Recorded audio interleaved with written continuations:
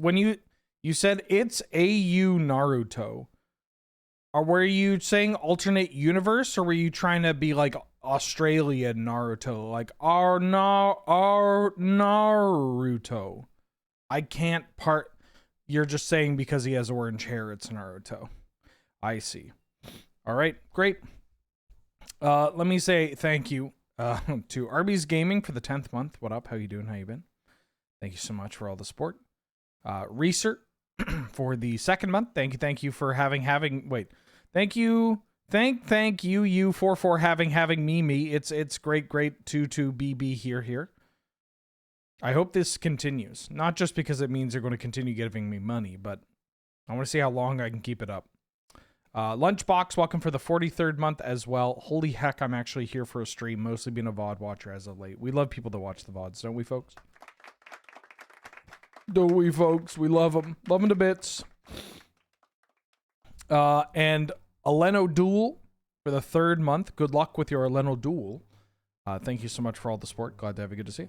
How you doing? How you been? Okay. Hooey. Let's do Enchant Worldle. Nyx Weaver. It is a wild mongrel, of course. 1 mana, green common, Traproot Combi, baby. 1 mana, green common, Promise Kanushi. Okay. 1 mana, green common from Ravnica, City of Guilds. Oh. A 1-drop mono green creature from Ravnica, City of Guilds.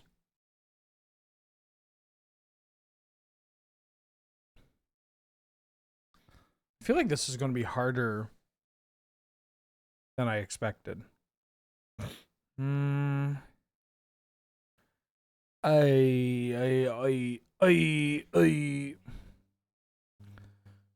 mana, green creature from Ravnica, City of Guilds.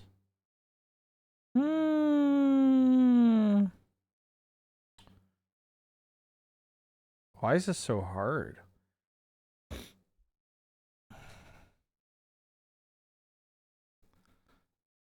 From Ravnica, City of Guilds. Why can't I think of what it would be at common? At common.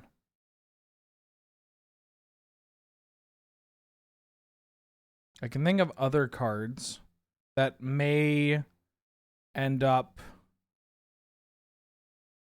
There's Transluminant. There's... Oh, is there an elf? Is there like a sack yourself to shoot a flyer elf? What the fuck is your name? Sky Shooter? Sky Sharper. Sky Shot.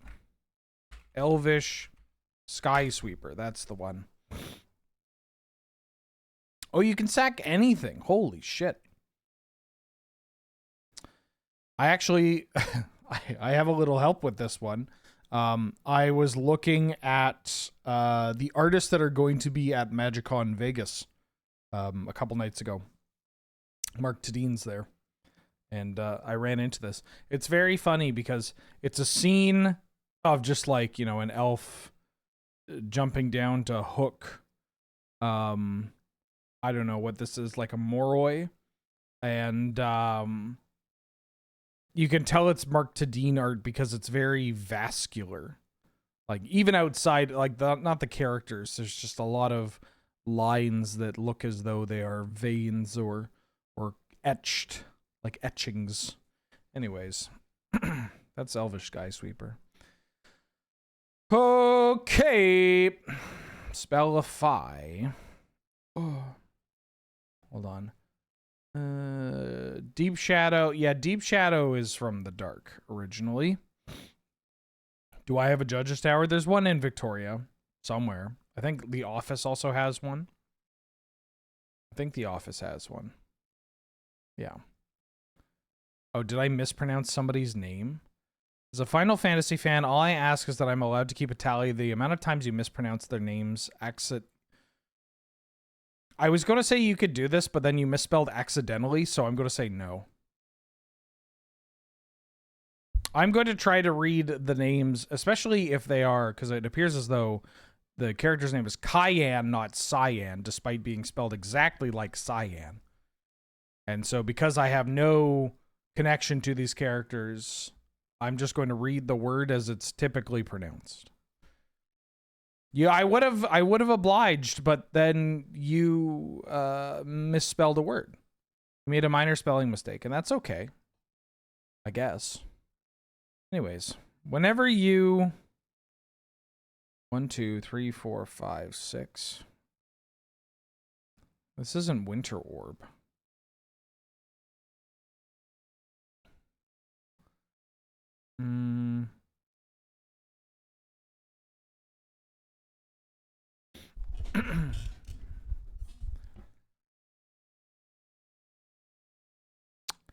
What are we going to be doing?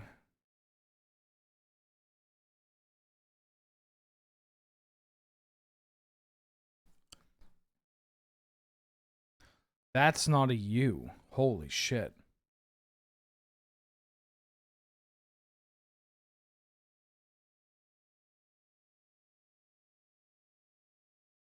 U something. This.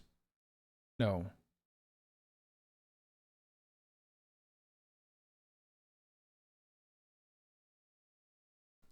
Artifact. U. Nope. It's not artifact.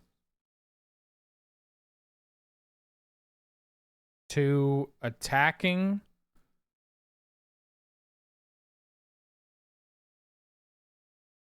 The fuck is this? Attacking? To attacking creatures you control. Oh, it's Dolmen Gate. Oh, it's Dolmen Gate.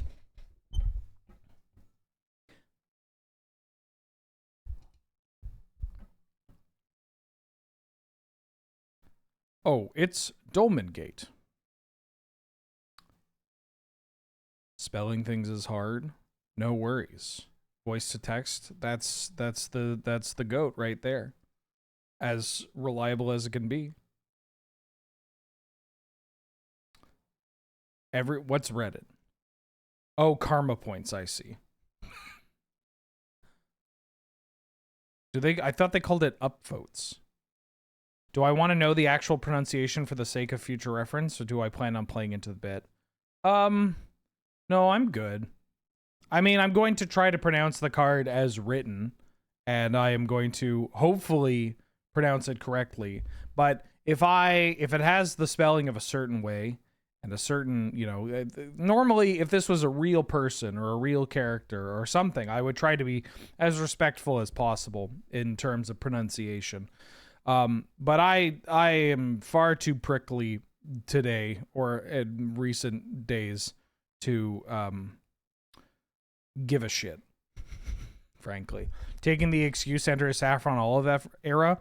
No, I'm going to still properly pronounce real world words that are of non-English languages, and I'm going to do so without going like whatever.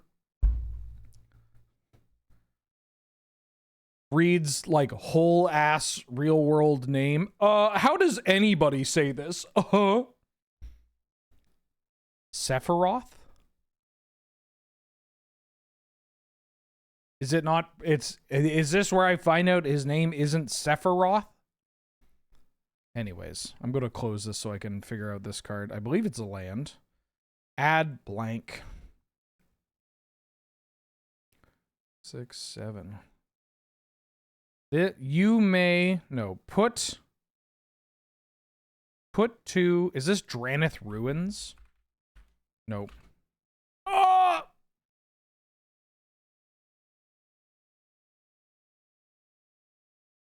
It is put to, if, it's not if near Deadlands because that's a desert. It's still a creature. Oh, what the hell is this called? Crawling in my skin. This land it will not heal. Crawling. I forget what it's called. It's from Zendikar Rising. Crawling. Caverns, barrens, crawling barrens, right? Crawling barrens, yeah. I play with this card a ton. Oh, it's in standard. That's cute. Okay. Yeah, balling Karens. Balling barrens. Okay. Let me put on some music. And then we can start talking about cards. Does that work? Does that work?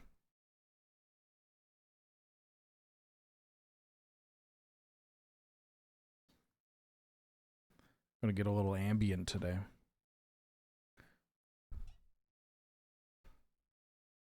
Emmett Selk?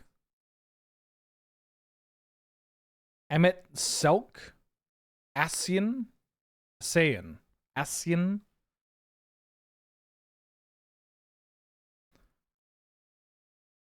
Anywho. Selch?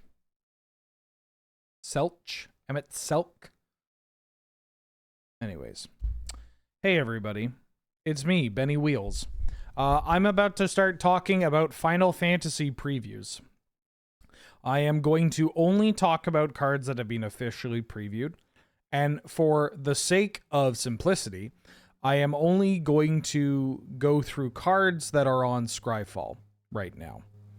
I am going to start with the Final Fantasy Commander set, as this product is, well, fully previewed, as they say.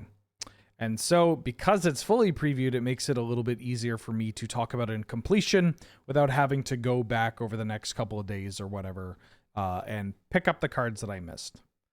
I'm going to be talking about these cards in Wooburg order. However, as we move on, if we still have time, I may kind of jump around for other cards that have been added. But I'm going to try to keep it Wooburg. I am going to be talking about these cards through the context of primarily Canadian Highlander. But if a card is cool, by my definition, has some kind of vibe, or I just like the artwork, then I'll mention it too. Because I am primarily talking about this in the context of Canadian Highlander, I am going to be looking at this with a somewhat competitive lens. I'm going to be talking about cards that may show up in niche archetypes, that may have niche appearances and archetypes, whatever. But I am going to be looking at these as critically as possible. Which means that I am going to be talking about these cards in a light that may be overall negative, at least in terms of their competitive capabilities.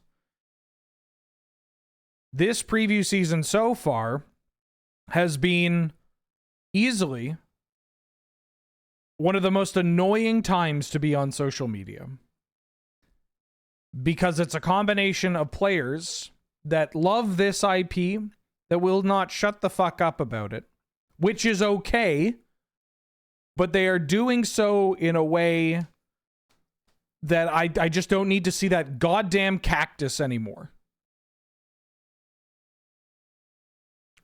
And you have the players that are just losing their shit over instant ramen or aeroplanes or people eating a sandwich, something like that. And those people are also incredibly annoying, and I hope they find God. I just want to talk about these cards. I don't have any problem with Final Fantasy. In fact, I like a lot of the artwork. Well, I like some of the cards depicted and the themes in which they capture, but I have no attachment to the IP. I've barely played any of the games. And so, if I speak negatively of certain cards, please know that I am only doing it because I don't think it'll be a good card, I'm not doing it to cause an intentional rise, although sometimes I will. I'll make it very obvious if I'm doing that. Or I will like I'm not doing it to like fuck with your brain about your waifu or whatever. Unless I am talking about the artwork or the way that the character is depicted. You know, if I see Gooner shit, I'm going to call out Gooner shit and be like, damn, this is embarrassing. But, you know, for most of it, I am just going to be talking about, like, whether or not this card has a place in a deck in Canadian Highlander, or if I think this card would be cool for Cube. Somebody asked if I'm not talking about Commander. I will talk about Commander if it is appealing to me, but my general stance on new cards for Commander, which is definitely not the official stance of the Commander format panel, but my stance as a member on the Commander format panel, is that everything is cool in Commander. Everything is good in Commander. Changing the cards you play in Commander is going to have minimal impact on the outcome of your Commander games comparatively to other factors. So if I see a thing where I'm like, this is cool, I'll put it in this deck, sure. Or this would make a cool Commander for these reasons, absolutely. But that's it. I'm also now realizing that I may need to pull up additional windows because there are cards that partner with each other. Are we clear? Does everybody understand the tone of this stream before I move forward?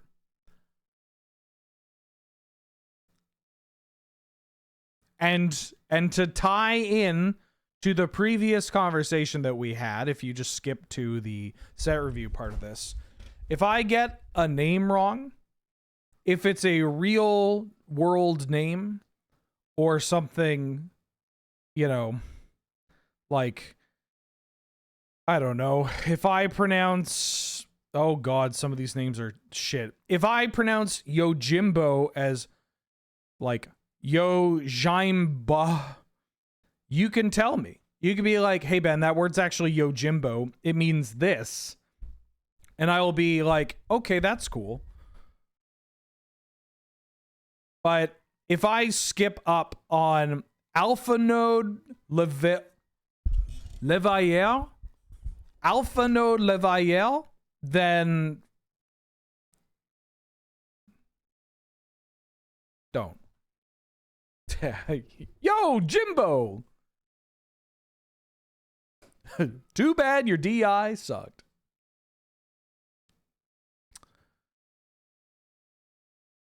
Yeah, the pronunciation of names, specifically for games like this, when they are a mess of translation errors, of borrowing words from other languages and then bastardizing them through, like, for the sake of it sounding cool. I'm okay if I mess that up. And if you want to hold proper pronunciation of these games characters as, like, you know, this is your whole deal, great. I'm sure there are plenty of other places you could do that. I just don't care. I just don't care. I do care about backseating. I'm a little prickly this week. It's been a tough week, folks, so I'm a little prickly. I'm going to start talking about these cards, although I guess I need to get Alpha No Levalier up. Alpha-Inno. This costs 4 mana. Okay, never mind. I don't need to. Like a cactus that attacks for 9,999. All right, so Alice Levalier. I don't think it's very good. So I'm not talking about that. Oron Venerated Guardian. I also don't think is very good. So I don't think I'm talking about that. I mean, maybe I should just talk about them. I'll read the card. Tell you what. I'll meet you halfway. I'll read about the cards, and then you can freak out if you want. But if I just go, this card is too expensive, here's why we're not playing it. Don't hate me. So, Alice Levalier is 2 and a white for a legendary elf wizard that has partner with Alphino Levalier. So when it enters, target player can put Alphino from their hand into their library.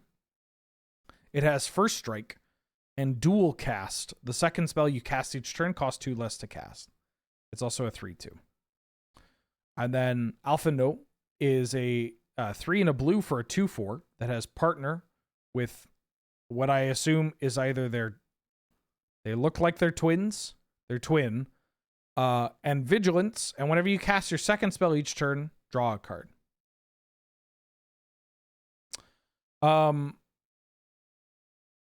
No, these do search Thraxamore. It's just not stated on the cards. I thought that was the case, but it turns out they do indeed search. Like there is the act of searching and shuffling and all that. It's just they don't put it on the card. It sucks. I thought it was cool. I thought the hobbits could get around it. Anywho, these cards are not playable in Canadian Highlander. They're very expensive, vulnerable, and don't have an immediate impact on the board. I do like Partner With. We've actually seen Partner With pop up in Canadian Highlander. But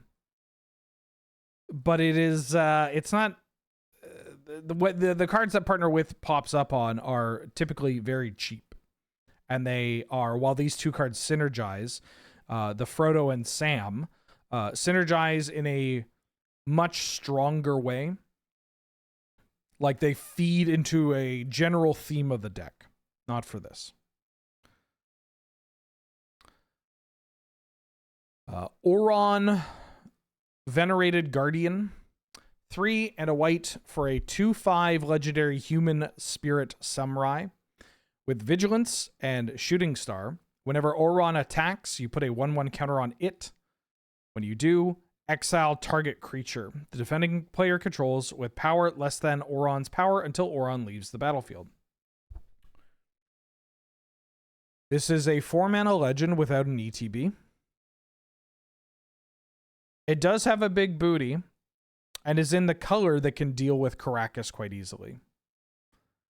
The problem is that Oron needs to attack to get any value.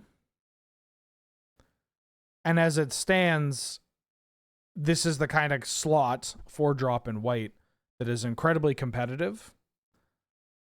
And it is unlikely that you would ever pick this card over any of the other options. Champions from Beyond. X white for an enchantment. When this enchantment enters, you create X 1/1 colorless hero creature tokens. Whenever you attack with 4 or more creatures, scry 2, then draw a card. And whenever you attack with 8 or more creatures, those creatures get +4/+4 until end of turn. So admittedly, there is some precedent in our format right now of X spells that can generate a bunch of tokens that see play. Tokens is legitimately a top tier archetype in the format right now. Mardu tokens especially. It's just so good. And there are occasional builds of Mardu tokens that are going to play some additional cards that make a bunch of tokens with X. The problem is that you typically only get to play one of these cards. If we're talking about the primary competitive builds. There are more niche competitive builds that can play multiple copies of the style of effect. But that is an outlier. Like the mono white tokens control list that I played. I saw somebody actually take it to their local 16-player event and do well. I think they got 2nd or 3rd. So it is something with genuine legs. The problem is, why am I going for this over the alternatives? The reason is that in those niche decks, this card is an enchantment, meaning that it is nice that you can Enlighten Tutor for a big mana dump, make a bunch of tokens. Excuse me. That you could just play this for 2 if you really want to have it, sit there and help out the rest of your board. That's kind of neat. But the problem is that deck, despite it being one of the options, one of the archetypes where you are playing multiple versions of this of the X spell, like Token Generator, you are still only basically allowed to play 1 to 2, and the 2 that you're playing are cracked. Basically, just like why Fourth Aerolingus is points, but like you are comfortable using your points on a card like Fourth Aerolingus because, well, it's just so much stronger than this. It's kind of cool that it's on an enchantment, but also the second and the third requirements are basically, the second one is kind of nice, but we already have a Chivalric Alliance from Commander something. March of the Machine Commander, which is quite good at drawing cards and allows you to continually poop out more, larger tokens, 2/2s with, do they have Vigilance? They do. Allows you to poop out Vigilance Knights. So something like this is just going to be better. And then this final ability is just overkill. Oh, something I mentioned up at the top of the show, because I've seen this happen before, is that whenever I'm evaluating cards, occasionally people will say something akin to like, well, yeah, it makes sense. It's for Commander. Like, this card's not very good here, or it's an overpriced legend or whatever, because it's designed for Commander. That doesn't mean doesn't mean anything to me. Okay. I understand why that is a reason why that card was designed that way. But in terms of evaluation, that means nothing. So I'm getting ahead to, hopefully save some of your breath, especially when it comes to products like this, where it's just like, for starters, okay, like people are going to get really defensive about this. And then secondly, there are plenty of broken cards designed for Commander that beat the allegations of being dog shit. Right? Yes, as Chad is saying, Lelia, Minskimbu, White Plume Adventurer, Seasoned Dungeoneer, True Name Nemesis, right? Ton of them. Chocobo Knights. 3 and a white for a 3/3 creature, human knight. Whenever you attack, creatures you control with counters on them gain double strike until end of turn. While this is a very powerful effect, this is a 4 mana 3/3 with no ETB. Does not put counters on a card immediately. Only works on attacking as well. And just, again, 4-drop slot, very competitive in Canadian Highlander, even for something like a counters build, which typically counters builds are going to have access to green mana as well as Moxen in their point spread. So it's just, there's not really a world where you're going to want to play this. Sid, Free Flyer Pilot. For 1 and a white, we have a legendary creature, Human Warrior Pilot. Equipment and vehicles you cast cost 1 less to cast. Jump. During your turn, Sid is flying. And pay 2 generic. Tap. Return target equipment or vehicle card from your graveyard to your hand. Finally, some good fucking food. This is just a 2 mana 2/2 that can reduce the cost of equipment and vehicles. Like a 2 mana 2/2 that attacks with evasion, has a cost reduction attached to it, and then long game can help return some pesky equipment or vehicles that may have been destroyed or discarded, or they've, it just provides some kind of grindy effect, right? This is a 2-drop with a single pip of mana that has a relevant creature type in human that goes into a pre-existing archetype, equipment, or even in like a mono-white Death and Taxes list that is more in on the legendary payoff, so like with Yoshimaru and friends. So there are some homes, and it has 3 lines of text, and all of them are pretty all right. individually, they're not exactly what you're going to phone home about. The equipment deck doesn't care as much about reducing the cost of the equipment so much as it cares about reducing the cost of the equip. But if you reduce one, it means you have more mana for the other. Only having flying on your turn means that it attacks very efficiently, which is great. But not having it on blockers can be a liability at times, right? But still, that's fine. You are likely attacking quite a bit. And if we're an equipment deck, if Sid has flying, it means we are attaching equipment to an evasive creature. And then the 2 generic tap, returning an equipment or vehicle from your graveyard to your hand, again, provides some longevity, as well as some interesting synergies with some of the equipment that may blow themselves up. I know that there are versions of the equipment deck that I was playing, because my preferred equipment deck is a more mid-range based equipment deck, was running Citizen's Crowbar as a tutor target. Just being able to tutor up a Disenchant is quite nice. That comes with a body as well.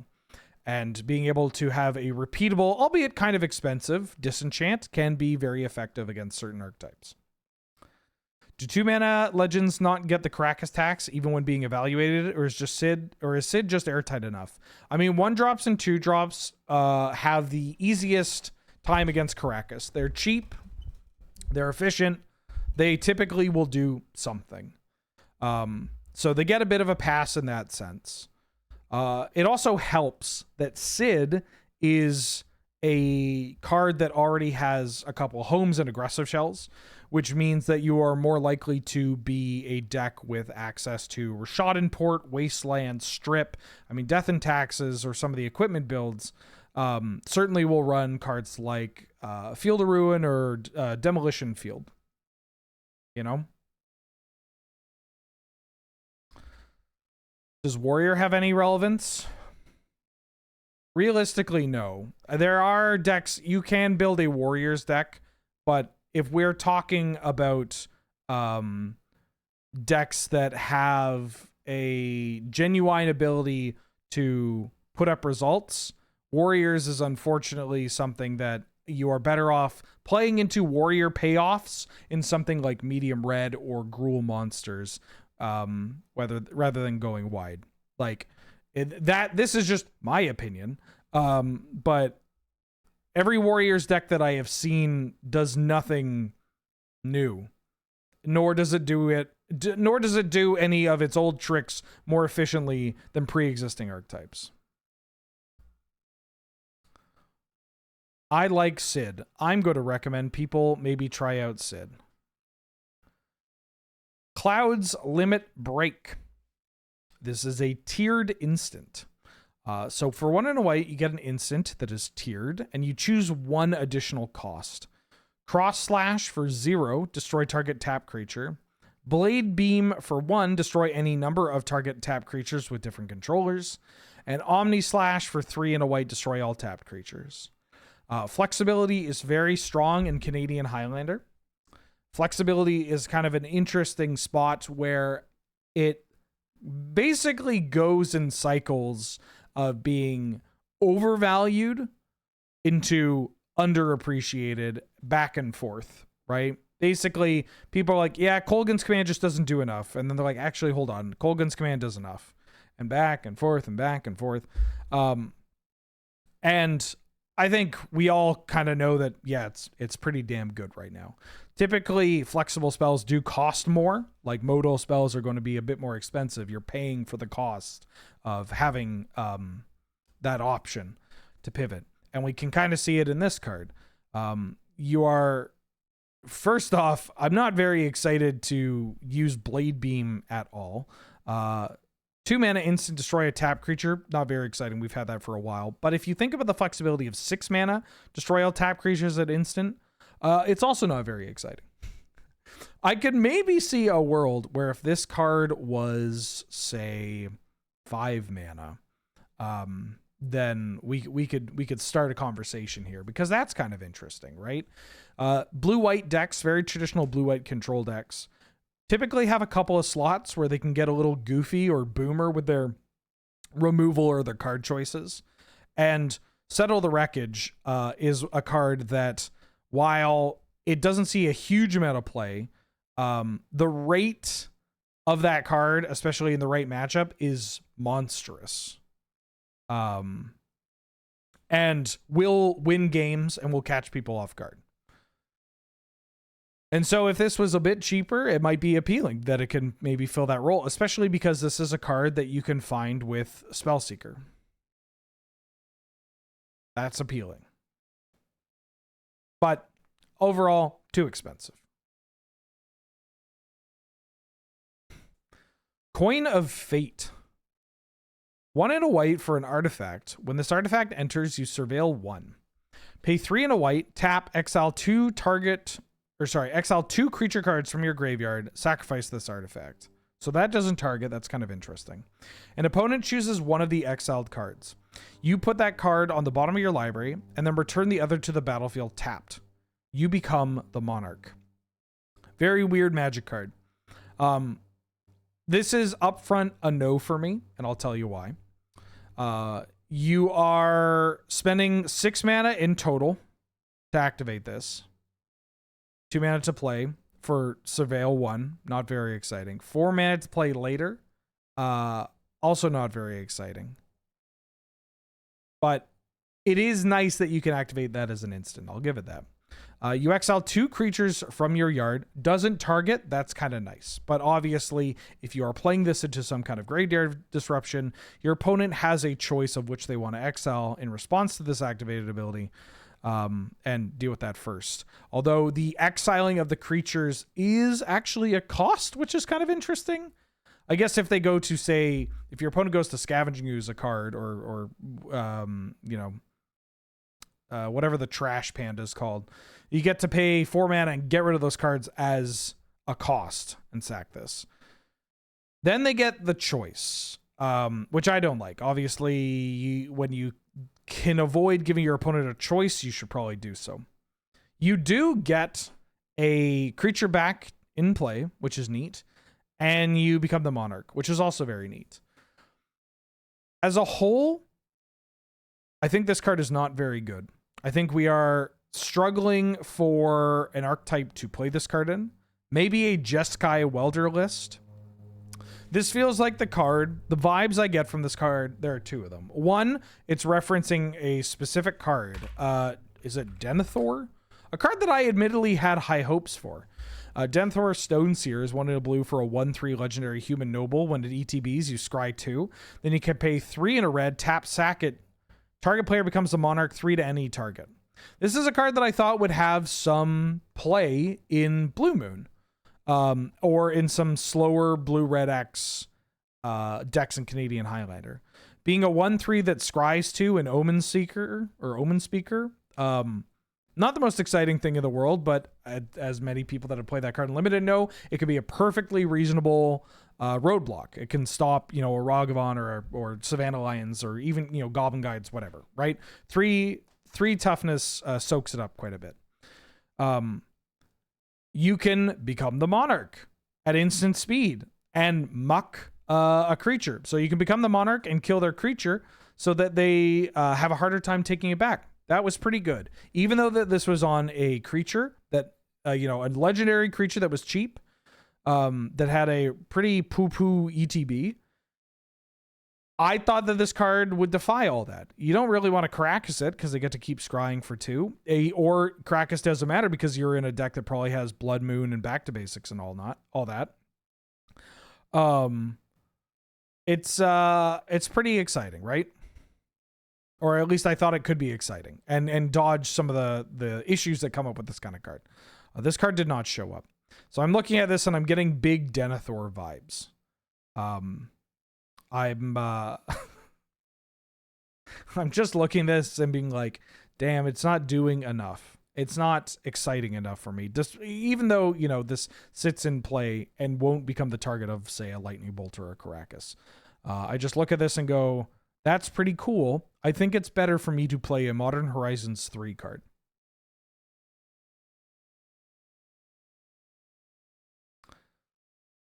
Cyan or Cyan, you decide. What is this guy? Final Fantasy 6. Garamond. Garamond.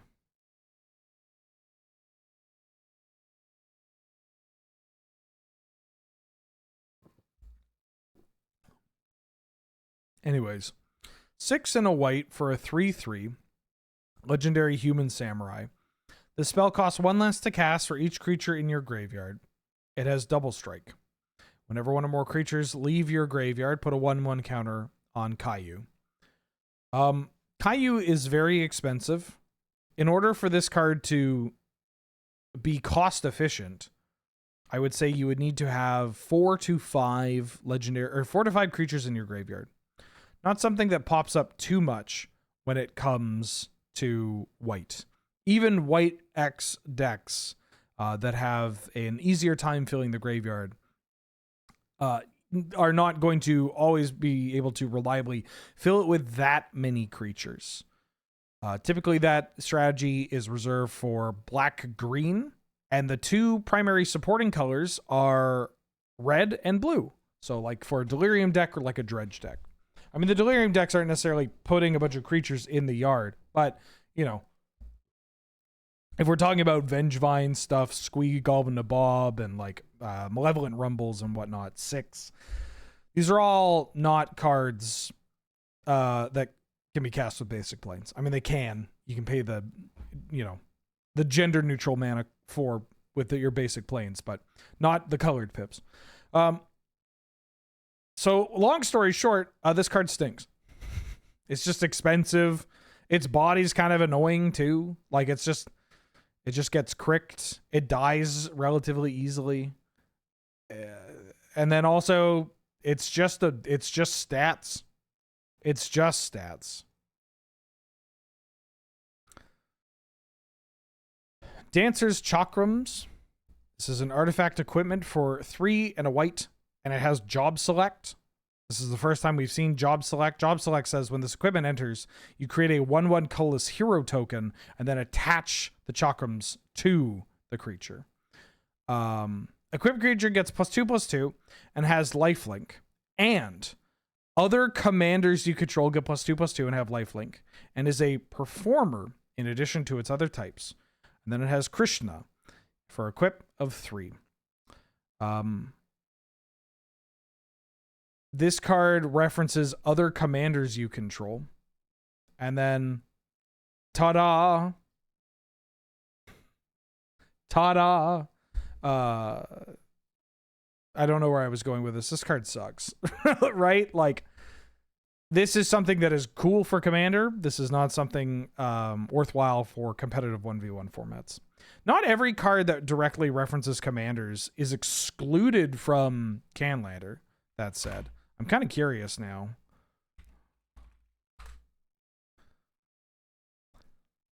This Strike Leader isn't too embarrassing, but I don't know how good it is. I mean, I will technically include Aminatu, but not really. Aminatu is fine. Campfire sees a ton of play. Not in this format, but in other formats. All right, I'm already tired of looking at these. Dahada.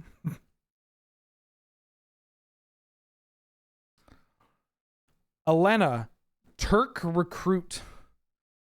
2 and a white for a 1/4 legendary human assassin. When Elena enters, return target non-assassin historic card from your graveyard to your hand. And whenever you cast a historic spell, put a 1/1 counter on Elena. Why does this have non-assassin? I assume it's so that you can't loop it either with itself or with others. Or maybe this is somebody's going to be like, well, in the story, Elena was so good at saving people, but she couldn't save her best friend, Prithilda, to stop you from looping 2 of them. In Commander, looping 2 of them. The legendary creature, in Commander. A singleton format?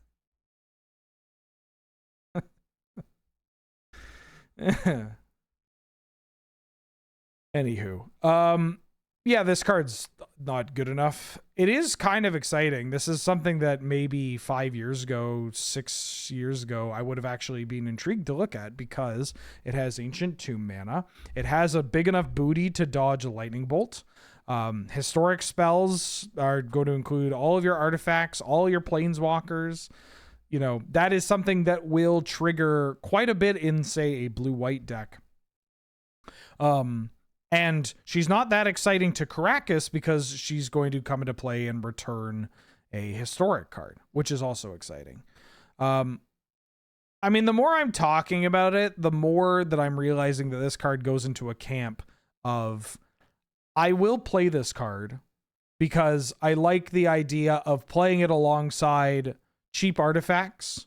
I like the idea of this being something that maybe I would Caracas as well. I don't hate if people Caracas her. She has a big enough butt to survive Lightning Bolt and friends. But this isn't something I'm sleeving up expecting to win a tournament, I guess is what I'm saying. So not an embarrassing card, but just a card that showed up a little too late, let's say. I promise there are good cards in this set. Yeah, we talked about Sid. Sid's pretty good. Gata and Luzu, or Lutsu. I don't know if they're Italian. Gata and Luzu. 2 and a white, for a 1/1 legendary creature human soldier with flash. And when Gata and Luzu enter, choose target creature you control. If damage would be dealt to that creature this turn, prevent that damage and put that many 1/1 counters on it. So this is a 3-mana 1/1 with flash that can come in and save a creature. It can save that creature from direct damage spells, bolts and all that, as well as in combat. You can have something block and then you make it bigger. It is always going to be a 1/1 itself. Which is not super exciting. 3 mana is tough to get Caracas, but this is honestly a card that I feel like I'd want to Caracas myself. If damage would be dealt to it this turn, I feel like this card has to be an infinite, right? You can play this card with like a Walking Ballista. Yeah, you could target itself too. That's kind of interesting. You could target a Walking Ballista and use it with like a Hardened Scales type of effect, which is kind of cute. It is also a a target for Recruiter of the Guard, which is kind of neat. Oh, the precon has Scales, Ballista, and this. That's very funny.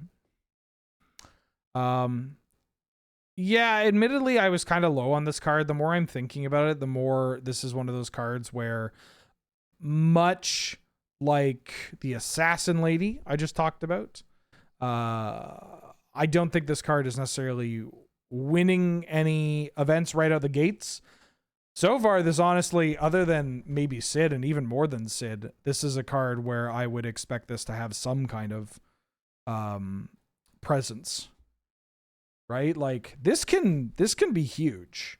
Not just because you can have it come into play, select itself and block like, I don't know, an Uro, and now you got a 7/7 or whatever. But this card, like this is a very powerful ability. That's what I'm going to say. It's a very powerful ability. Its mana cost is not super expensive, but at least it's not super expensive. It's not what I'd call cheap, but at least it's easy to hit with Moxen, Accelerants, Ancient Tomb mana, obviously. It's pretty good with Caracas, and with your own Caracas and playing into your opponent's Caracas. It happens to be a human, which is relevant. It happens to be a soldier, which honestly is relevant if we're talking about playing this in like Death and Taxes as well. You can find this off Recruiter of the Guard if you want, and it's just a gotcha card. Like maybe I'm just picturing Angel murdering people with this card the same way that she murders people with like Selfless Squire or whatever. But I could see this card showing up. Yeah. General Leo Christoph. 4 and a white for a 2/2 legendary human soldier. When Christoph enters, Return up to one target creature card with mana value 3 or less from your graveyard to play. Then put a 1/1 counter on General Leo Kristoff for each creature you control. This card's kind of funny. It could be an infinite loop. This is actually one that I was thinking about a little bit. Karmic Guide lets you do some goofy loops that this card is not able to replicate, right? In terms of looping with like Kiki Jiki or Protean Hulk or returning like body double and stuff. That said, this card can loop, and it can loop within its own creature types. Like you can set this up with like Fiend Hunter and go infinite, which is kind of exciting. I believe this goes infinite with a clone as well, like Phantasmal Image or Flesh Duplicate, where this card enters play, returns your Phantasmal Image, and then you have to select which one you are going to keep before any triggered abilities are put onto the stack. You select the original one, then the clone goes to the graveyard, and then the clone's ability is going to trigger, and you can return that itself from the graveyard to play, which is kind of interesting. The downside is this card costs 5 mana. Now, it is a human, which, you know, you could Winota it out. It is also a single colored pip, which is kind of interesting. And just because it can go infinite doesn't mean that players are going to go infinite with this card. Because again, it is 5 mana. But even as like a fair-ish tool in a humans deck, like it's not that bad, honestly. Like this hitting play and then bringing back a copy of like Extraction Specialist or bringing back like a Thalia or whatever. Like 5 mana is 5 mana, don't get me wrong. But this card is not that bad. Not to mention that typically abilities like this have, if you cast it, written on the card, whereas this card does not have that written anywhere. Meaning that, you know, you could look at the Flick of the Wisp, or I think you would need to have a more immediate flicker effect to combo with this card. Like Charming Prince in this doesn't go infinite. That's okay. We've already established ways to go infinite. Hi, Mulder. Hi, Bubba. Look at the Flick of the Wisp. Yeah. Oh, she wants her chair. I had her chair in the sun. So yeah, I don't have high hopes for this card, but there is enough going on with it that I could see some niche appearances. This is like I bring out a goofy deck for like Friday Night Paper Fight or whatever. High Digger, Shinra Executive, 3 and a white for a legendary creature human soldier. At the beginning of combat on your turn, target creature gets +X/+0 until end of turn, where X is the number of soldiers you control. At the beginning of your end step, create a number of 1/1 white soldier tokens equal to the number of opponents who control more creatures than you. I think this card's bad. Not just because it's a 4 mana 3/3 legendary creature without an ETB, but also because soldiers, while I do think it's more of an emerging creature, like it's an emerging typal archetype more than most. It is it's not something that wants to dip into this, you know? And also this last ability just doesn't do anything half the time. I'm the creature deck. I'm going to have more creatures than them. You know? I'm older. I need to bring your chair here so you can sit down. Hella Trooper. 1 and a white for a human soldier with flying. It's a 1/2. Whenever this creature attacks, another target attacking creature gains flying until end of turn. And equip abilities you activate that target this creature cost 2 less to activate. So this card is terrible. The cheaper equip activations are whatever. Cost reduction is not as good in Canadian Highlander as it is in other formats, especially because Canadian Highlander typically is a format that is already juicing the efficiency of the cards it plays. Even though it is a human and a soldier, which are both relevant-ish creature types, if we're talking about the soldier, this card just as a whole is very unimpressive.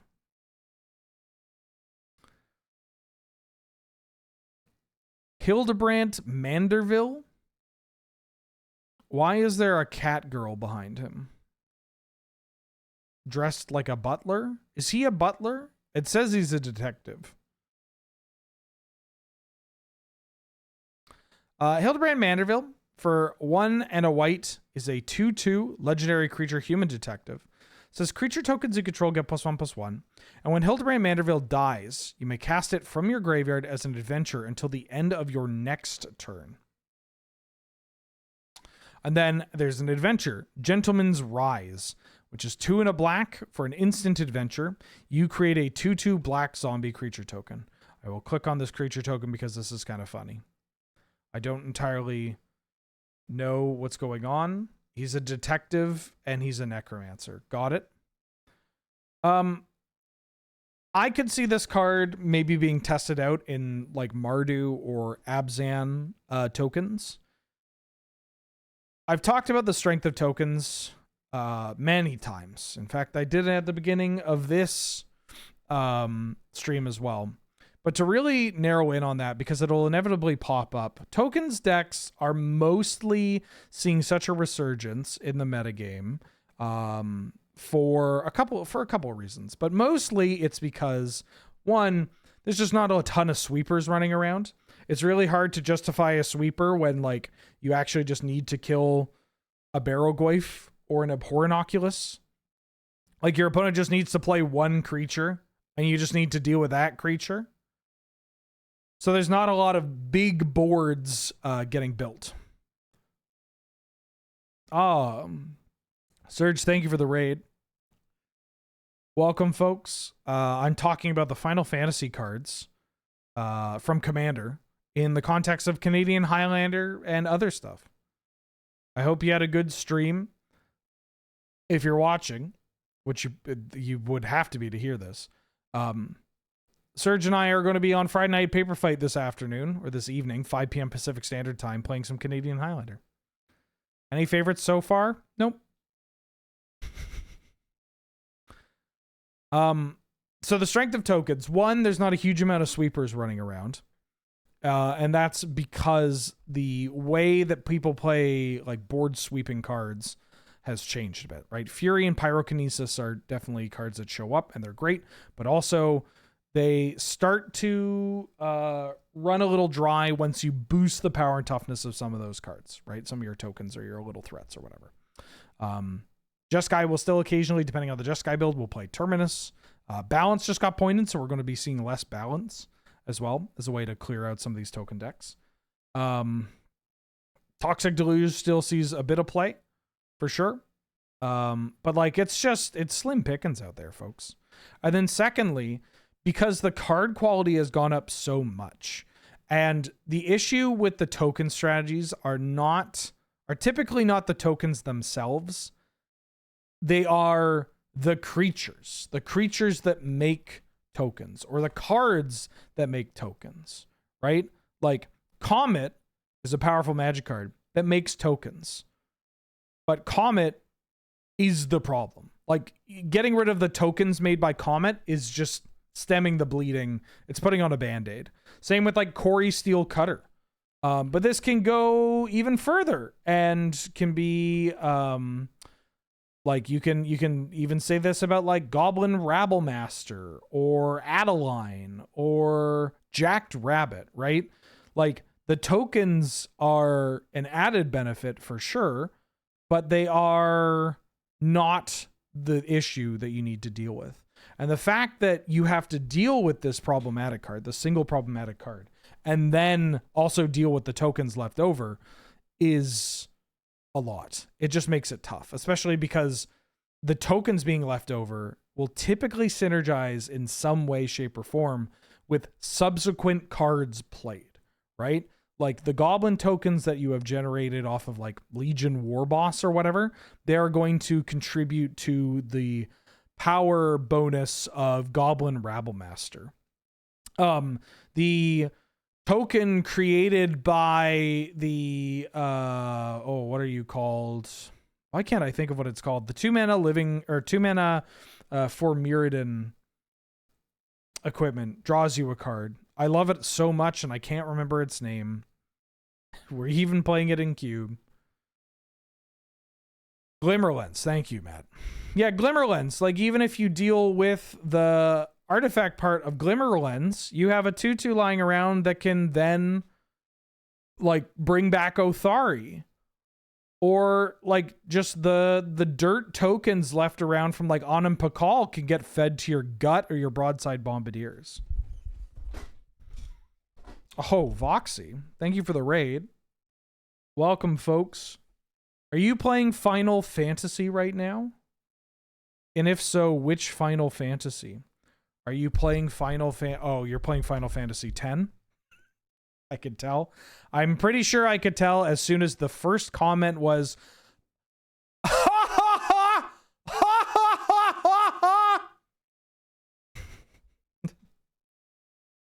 I think I do a pretty good Titus laugh, honestly.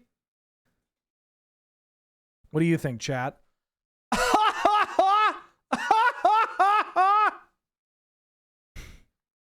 It's pretty good. Thank you. Thank you. Glorbo, yeah.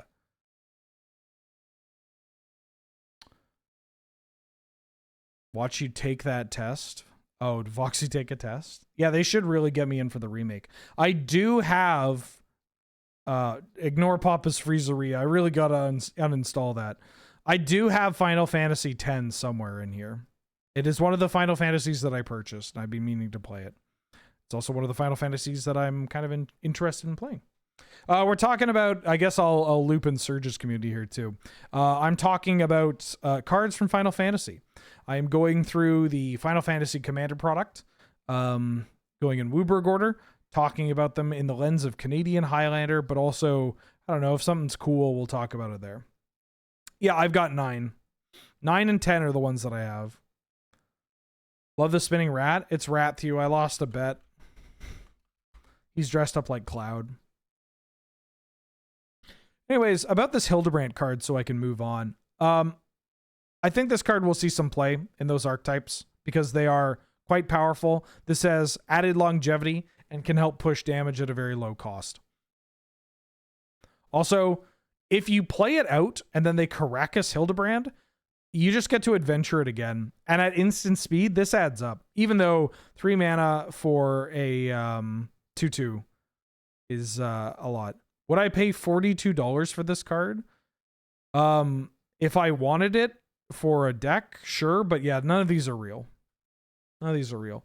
The price of a card does not reflect the power level of the card. It also doesn't necessarily affect, like, it's not impacted by the power level or the rarity, honestly. Magic card prices are all fake, normally. They're even more fake right now. Lord Yiskel Guido. Giskel? Gisal? Guido. I don't want to have to retell my whole thing. If I get names, if I pronounce names wrong, it doesn't matter. None of this matters. 1 and a white for a 2/2 or 2/1. 1 and a white for a 2/1 legendary spirit cleric with flying. It says at the beginning of each end step, if you put a counter on a creature this turn, investigate. So you make a clue token. This card's not bad. I don't imagine it'll show up that much. It may show up in the aforementioned like aggressive Legends mono white deck, or maybe like a Naya Legends deck, just because those decks typically play cards that put counters on things. And the floor is that it's just a 2-power flyer for 2. It's not the most exciting thing, gets picked off by Bowmasters, but this is a white mana, this is 2 power, this is a flying creature, and it happens to be a legend, which is okay. And then, yeah, if it just like makes 1, it's each end step too, which is kind of nice. And it doesn't matter which kind of creature, or sorry, which kind of counter is put on a creature. It also doesn't matter which controller of the creature there is. You could, I mean, if, God forbid, you're playing Kitchen Finks in 2025, but if at your end step a Kitchen Finks persists, you're going to get to draw a card, right? Or I guess you didn't put the counter on that creature. None of this matters. Yeah, this is real glorp shitto. Protection Magic. 1 and a white for an instant. Put a shield counter on each of up to 3 target creatures. This card is 2 mana, which is too expensive, and that's so funny to me. Typically, if these kind of cards are going to show up in Canadian Highlander, you want them to be 1 mana, as cheap as possible. You want the ability to just hold up a single mana and protect your board. Even though this protects multiple creatures, there are several cards that cost 1 mana that protect your entire board. And because you only get so many of those cards in your deck, you're probably going to go for the pre-existing cheaper copies. I know you can investigate with Glorp Shido off of this. But yeah, that's okay. I'm okay avoiding that. Soldier military program. 2 and a white for an enchantment. At the beginning of combat on your turn, choose 1. If you control a commander, you may choose both instead. Create a 1/1 white soldier creature token, or put a 1/1 counter on each of up to 2 soldiers you control. So I know this card references a commander, and I'm not going to tell you this card is playable, because it's not in Canadian Highlander. I do like that you can flip which one you're doing. So you can go through you can make a soldier, and then put 2 1/1 counters, or put a counter on each of those 2 soldiers. That part's kind of nice. That means that if you need to build your board, you can build your board. You need to go wide, you can start going wide. Often we find these cards will lock you into a decision, much like we saw with the... I don't even know what they were called, but there was a cycle of them in Dragonstorm. Locking into a decision often is okay with those kind of cards, but the flexibility is appreciated. It's just a shame that this is 3 mana. Maybe there's a world where this card's actually fine. The Siege, thank you. Like, maybe this card's actually fine. Like, maybe I'm just looking at 3 mana and be like, oh. But again, because you can only play so many copies of this type of card as well, I look at this card and I look at Wedding Announcement, and I just want to play Wedding Announcement instead. Summoner's Sending. 1 and a white for an enchantment. At the beginning of your end step, you may exile target creature card from a graveyard. If you do, create a 1/1 white spirit token with flying, and then put a 1/1 counter on it if the exiled mana value is 4 or greater. This is way too narrow. Only exiling creatures is very bad. And it's just too slow. It's just too slow. I'm a known hater of Bitter Blossom. Bitter Blossom gets the timing right as well. And yeah, this card's just not good. Kind of cool if you care about exactly Quintorius. Oh, the power of Diet Coca-Cola shall allow me to continue through this. I don't know how much I'm getting done. There are so many cards in this set, and I kind of regret talking about all of them, but also content. Who loves content? I don't have the children applauding me. Hold on. We can fix this. I can fix this. Cheering? Is this children? That's not children. That's probably better than children.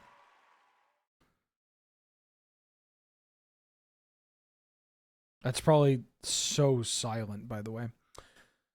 Summon Good King Mog, or Moog, the 12th. Enchantment creature, Saga Moogle. It is a 4/4 flying lifelinker. Chapter 1. Create 2 1/2 white Moogle creature tokens with lifelink. Chapter 2 and 3. Whenever you cast a non-creature spell this turn, create a token that's a copy of a non-saga token you control. In Chapter 4, put 2 1/1 counters on each other Moogle you control. So this card is bad. It's kind of funny in that it's a 5 mana 4/4 flying lifelinker that poops out 2 1/1s. And then the next turn you just kind of pop off with making copies. The TLDR is that this is a 5-mana card, and 5-mana cards don't often have a home in Canadian Highlander, especially if they just go away. And this impacts the board, but it impacts the board in the way that there are pre-existing 5-drops in white that do very similar things, but with added benefits. So I'm going to say no. Let me oogle your moogle. For you, babe, anytime. Summon Ixion. Well, first, summon Explode for the 60th month. Welcome back. How you doing? How you been? Glad to have you. Good to see you. Thank you so much for all the support. I hope you're doing well. Babe. Babe, I hope you're doing well. For the 5 years. Wow. Summon Ixion. 2 and a white for an enchantment creature, Saga Unicorn. It's a 3/3 with first strike. Chapter 1, Arrow Spark. Exile target creature an opponent controls until the saga leaves the battlefield. Chapter 2 and 3, put a 1/1 counter on each of up to 2 target creatures you control. Gain 3 life. These saga creatures that are just saga creatures, I think are pretty terrible. This is one of those moments where I am going to tell you not to play it. Because not to play them as a whole. No, hold on. How do I want to word this? Most of these are bad. In fact, I'd say I think all of them are pretty bad. There's a couple of exceptions. The creatures that turn into saga creatures are okie dokie. But this one and the similar ones that get one, like this hits play, gets rid of a blocker, buffs itself and something else, and you get an attack. And then you can buff another thing. That's not great. That's not great at all. Is it just me, or is Wheeler looking really red? You must be new here. L plus permanent sun damage plus fucked up genetics plus ratio plus I was in the sun again. I took my permanent sun damage and my fucked up genetics. And then I've been walking in the sun for like 2 hours a day for the past week. It's fucked. And I sunscreen, baby. Doesn't mean I'm not going to get some color.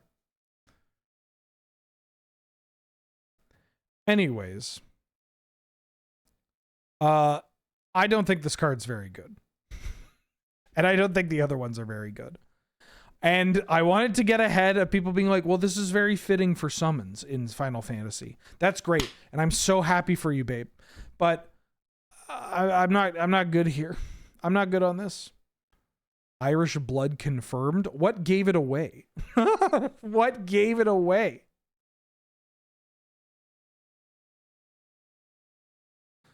What gave it away?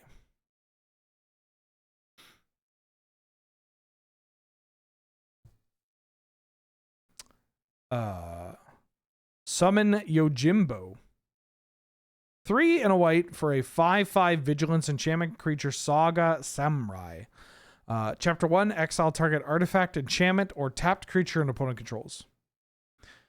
Chapter 2 and Chapter 3. Until your next turn, creatures can't attack you unless their controller pays 2 for each of those creatures. In Chapter 4, you create X treasure tokens, where X is the number of opponents who control a creature with power 4 or greater. Who's this for? Tapped creature on exile is very fitting for the samurai theme in Magic the Gathering. But it doesn't do it any favors here. I actually like the propaganda effect. Especially because you just got this big hunkin' card.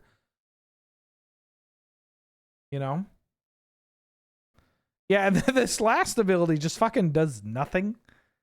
I mean, it's kind of cool if... Well, it's not cool. I just get a treasure token because my opponent has a big creature. I don't get it. I mean, I get it for the sake of Commander, but everything's in Commander. Commander from the Commander set. Yeah, that's fine, but everything's for Commander. Everything is for Commander, and everything is fun in Commander. Not to take a very nihilistic approach to Commander, but they literally pay me to do so. I'm a firm believer that basically everything is and can be played in Commander and played effectively. Tataru Taru. 1 and a white for a legendary creature, Dwarf Advisor. When Tataru Taru enters, you draw a card and target opponent may draw a card. Whenever an opponent draws a card, if it isn't that player's turn, create a tapped treasure token. This ability only triggers once each turn. I love it when my opponent gets to draw cards off of my own cards. It's my fucking favorite.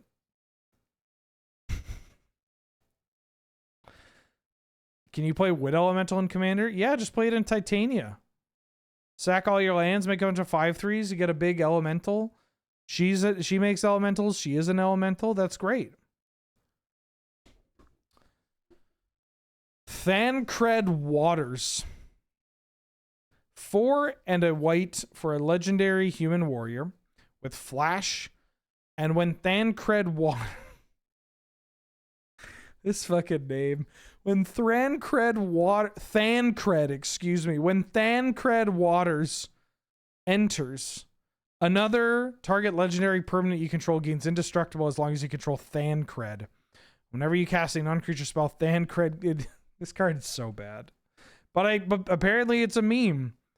This is Thancred. This is Thancred. Can somebody explain that this is Thancred mean? There's a part of the story with Thancred in it where he has a voice line that goes, "This is Thancred," because he's doing some stealth mission thing and he's talking to someone via link pearl /radio. And I thought the magic memes were bad.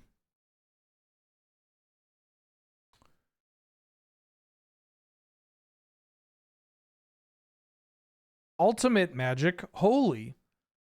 2 and a white for an instant. Permanents you control gain indestructible until end of turn. If this spell was cast from exile, prevent all damage that would be dealt to you this turn. And has 4 tell for 2 and a white. This is so fucking expensive.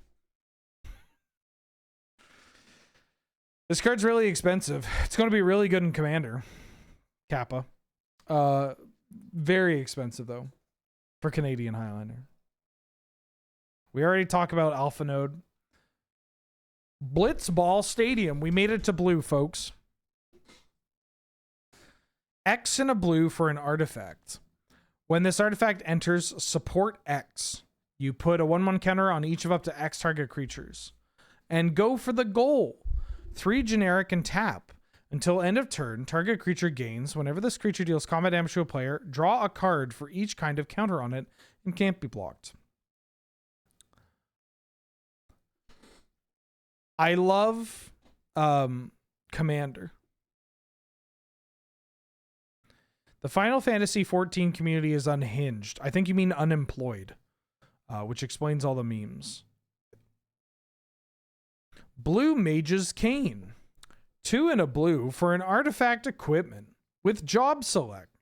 Equipped creature gets +0/+2, is a wizard in addition to its other types, and has, whenever this creature attacks, exile up to 1 target instant or sorcery from defending player's graveyard. If you do, copy it. You may cast the copy by paying 3 generic rather than its mana cost, and has Spirit of the Wallachie, equip for 2 generic. Exile up to 1. If you do, copy it and pay 3. This is a 3 mana card. I'm good. I'm good. The cost replacement, like, I like anytime a card actually comes with 2 permanents. Like, 1 single card is going to come with a hero token. Oh, I like that hero token. Comes with a hero token and the equipment, right? It's just so expensive and requires so much setup for this to be usable in 1v1. Bunny? Is this a rabbit girl? Oh, it is. I'm gonna regret saying that I like this publicly. I didn't know I didn't notice the rabbit ears. Oh, you know what I should be doing? Hold on.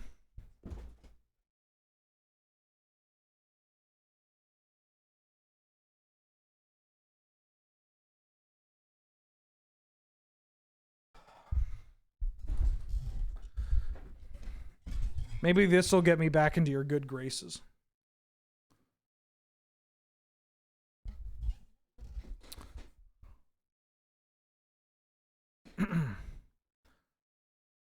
Hermes, overseer of Elpis. Elpis? Hermes, overseer of Elpis. He's Spanish. 3 and a blue for a legendary elder wizard. Whenever you cast a non-creature spell, create a 1/1 blue bird token with flying and vigilance. Whenever you attack with one or more birds, you scry 2. And it's a 2/4. I honestly wanted to like this card. It makes it's a very powerful card, all things considered, right? Murmuring Mystic did see a little bit of play back in the day. Not anymore, obviously. That card was also had 5 toughness and didn't get Caracased. But tokens having vigilance is pretty huge, right? Being able to attack over in the air and then be able to block with some of your chump creatures. And also just getting a scry 2 on every attack is pretty exciting. The problem stems from this card being a 4-mana legendary creature without an ETB that also requires additional cards to do anything, when you could just, I don't know, play something different, better, more powerful, more reliable than this. I do like that the bunny ears wiggle, so they kind of line up with what I'm saying. Oh, fuck me. Hresvelger of the First Brood. 4 and a blue for a legendary elder dragon with flying, vigilance, and ward 2. And Shiva's Aid. When Hresvelger enters, and whenever you cast a non-creature spell, target creature gets +1/+0 and can't be blocked until end of turn. This is not nearly powerful enough to be played even with ward 2. Like, the ward 2 is able to get around the Krakus and all that. And also from a lot of cheap spot removal. It's just a matter of where am I playing this and why am I playing this over some of the additional 5 drops available. It's just too expensive. I wouldn't even want to play. Like, I've been toying around with a Dragon's deck. I don't think it's particularly good, but I've been playing around with it. And this is a card that I would not play in that Dragon's deck. Oh! I gotta, like...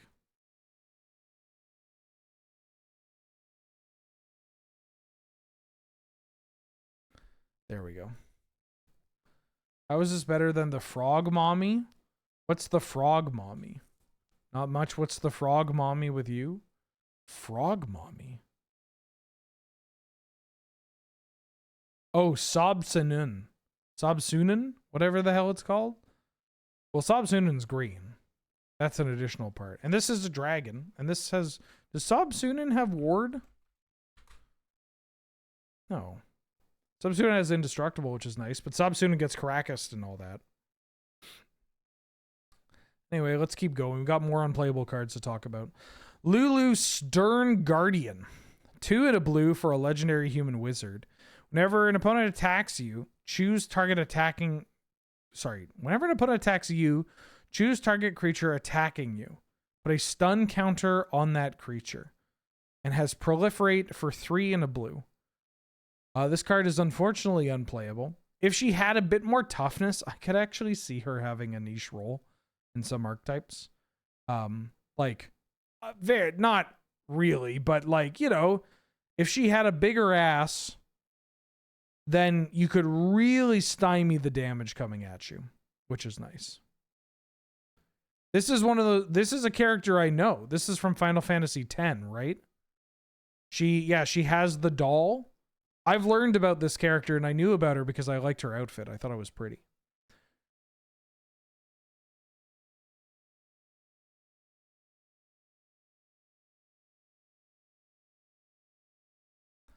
Oaka Traveling Merchant. 1 and a blue for a 1/2 legendary human citizen. With tap, remove a counter from a non-land permanent you control, draw a card. Okay.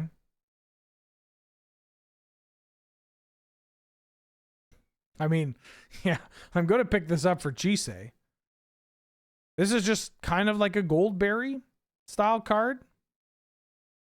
AKA not playable, but, you know, a card that I will actually play in Commander. It's kind of exciting.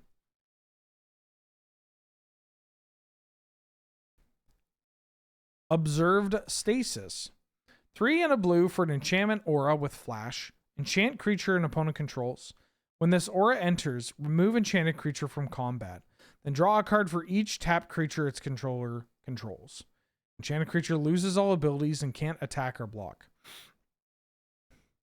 This one's kind of funny, actually. Like, there's a world where this is 4 mana, draw 3, muck your creature. But I think that this type of ability is rarely played. And if it is getting played, I would rather play, like, if this kind of ability is something my deck's looking for, there are a couple of options. One, I would rather go cheaper. There's actually a card in the main set that I'm kind of stoked to talk about. That is a tap down card. As well as, or instead of going cheaper, I go just a little bit cheaper and also continue drawing cards with something like Fall from Favor, from Commander Legends or something like that. I think it's Commander Legends. I don't really want to dip into this. This is even the scenario where, like, oh, I remove their card and I draw like a bunch of cards. I like that it is tapped creature and not attacking creatures. Obviously it has to be tapped because we're removing it from combat, but you know, you can maybe get an extra card off of a mana dork or whatever. But yeah, it's just not playable. Too expensive. Oh, these are all from Final Fantasy X. Riku, Resourceful Guardian. 2 and a blue for a 2/3 legendary human artificer. Whenever you put 1 or more counters on a creature until end of turn, that creature can't be blocked by creatures your opponents control. Then has Steal. 1 generic and tap. Move a counter from target creature an opponent controls onto target creature you control. Activate only as a sorcery. Huh. This card's not particularly good. It's a 3 toughness legend without an ETB that does have an added ability in like a counters deck to push damage, but we already have that. There are other cards that can push damage through providing trample or flying, and can do so without being so vulnerable. And this Steal ability does not pop up that often. Summon Valefor. I don't know. One of the 3. Doesn't matter. 4 and a blue for an enchantment creature, Saga Drake. It is a 5/4 flyer. Chapter 1, Sonic Wings. Each opponent chooses a creature with the greatest mana value among creatures they control and returns those creatures to their hands. And then for chapter 2, 3, and 4, tap up to 1 target creature and put a stun counter on it with flying. This card's annoying as hell. Holy shit. I mean, it's not good for Canlander, but I am going to absolutely play this in Chisei. Chisei's eating good. Real good this set. I'm into this for Chisei, but not for, well, the format we're talking about. Espers to Magicite onto black here. 3 and a black for an instant. Exile each opponent's graveyard. When you do, choose up to 1 target creature card exiled this way. Create a token that's a copy of that creature, except it's an artifact and it loses all other card types.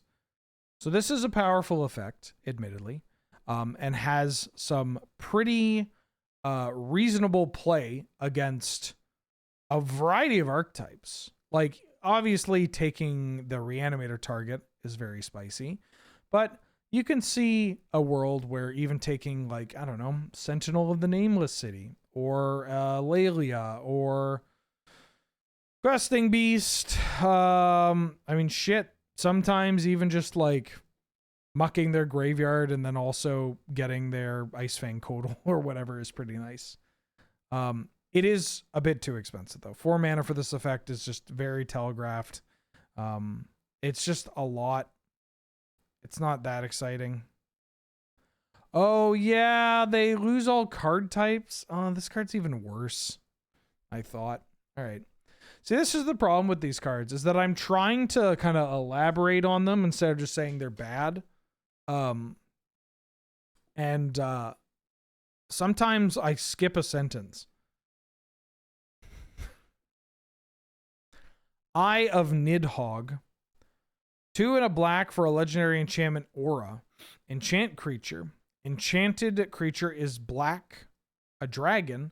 Has base power toughness 4/2. Flying, death touch, and goaded. When Eye of Nidhogg is put into a graveyard from play, return to its owner's hand. This card sucks. Oh, I missed another bad card. Fandaniel?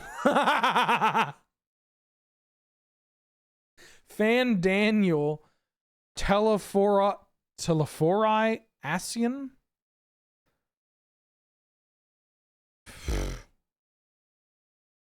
What the fuck is this card? Fandaniel is a 5-mana legendary elder wizard.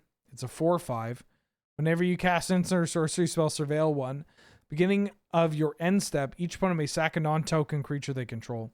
Each opponent who doesn't loses 2 life for each instant sorcery in your graveyard.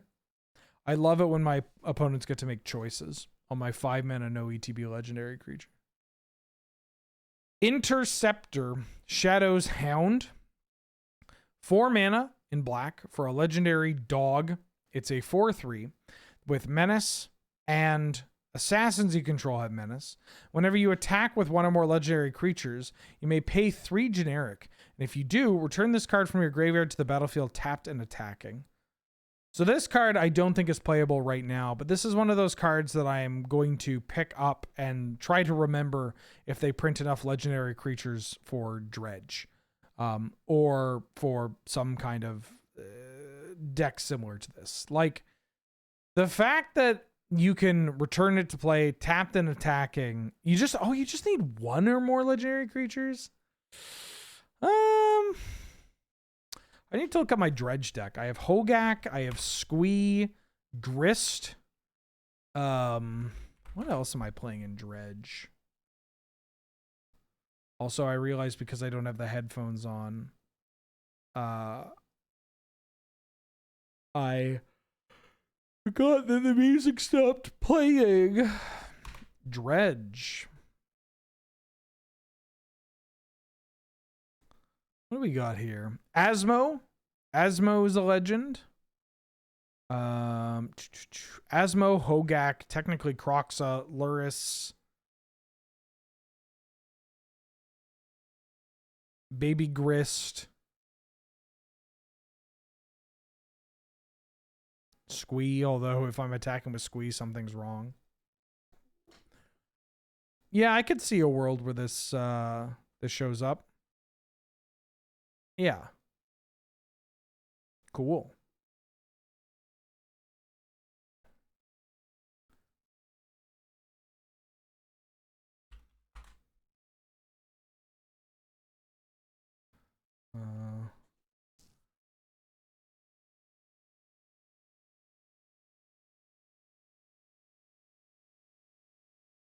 Hold on 1 second.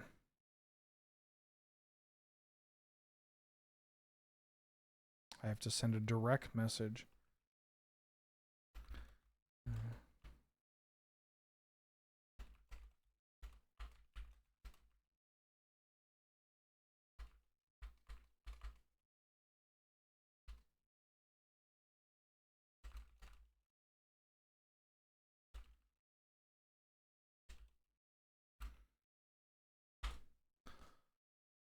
I might hard pivot. Might hard pivot my deck choice for tonight. I've got the Dredge Bug. Reaper's Scythe. 2 and a black for an artifact equipment with job select. At the beginning of your end step, you put a soul counter on this equipment for each player who lost life this turn. Equipped creature gets +1/+1 for each soul counter on the equipment as an assassin in addition to its other types. Equipped for 2. That's it? Are you what? That's it? That's it? Oh, brother. I thought this would at least give Death Touch or something. Are you for real?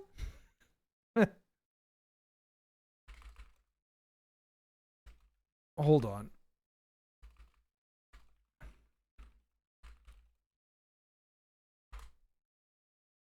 I thought they were going to do something with this card. I was like, yeah, it's the Grim Reaper. I swear to God, in my brain, this card had Death Touch. Like, for real. I thought this card had Death Touch. Hold on. I'm pivoting to Dredge. Do we have any Dredge degens in chat? Did anything new for Dredge come out in Aether Drift and Dragonstorm that I'm forgetting? There's that big dragon, but that's it.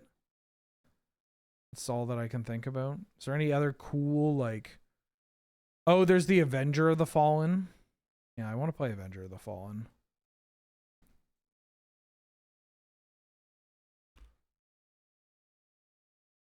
No, I don't think the renew cards really do much.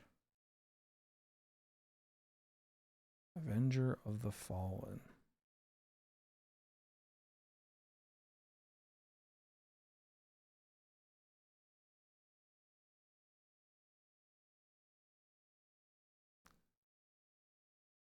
I think that's... Do I just want to make one swapped? Not the Siege. Afterlife from the Loam. Yeah, maybe. Triple black might be tough for this deck, though.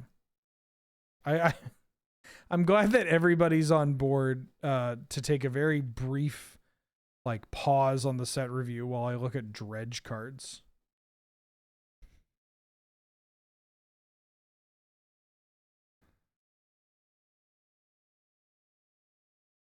I think this is good.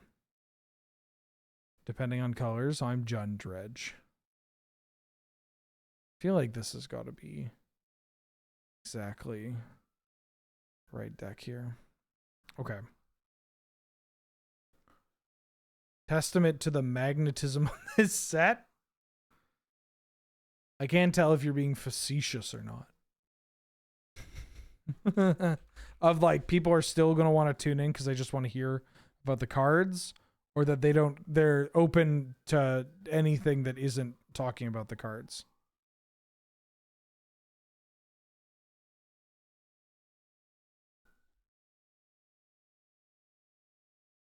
Inoc Wayfinder. Option 2, yeah. Rejoin the fight. 5 and a black for a... It's a 6-mana sorcery. I'm not reading all that. Shadow, mysterious assassin. 2 and a black for a legendary creature, human assassin. It's a 3/3 with death touch that has throw. Whenever Shadow deals combat damage to a player, you may sacrifice another non-land permanent. If you do, draw 2 cards, and then each opponent loses life equal to the value of the sacrifice permanent. I'm going to take this off right now.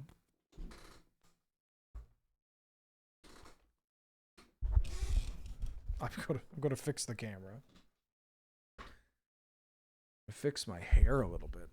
What is my hair doing? What the dog doing?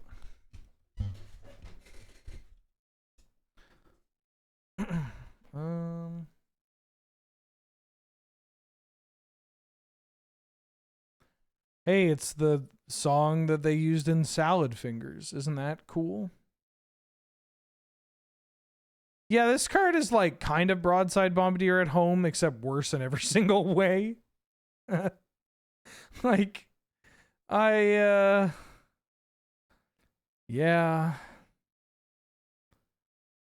It's, the fact that it just doesn't have it's a legend that needs to get damage in. Like, this ability is powerful. You just need to do something to get it going.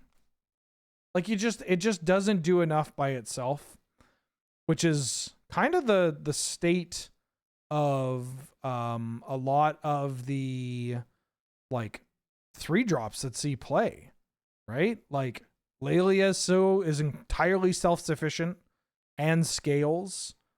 This card just needs additional support. And I don't want to, I do not want to have to provide additional support for a 3-mana card in the format when there are plenty of other builds where I don't need to do that.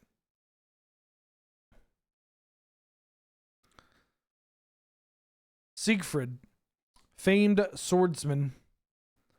3 and a black for a 2.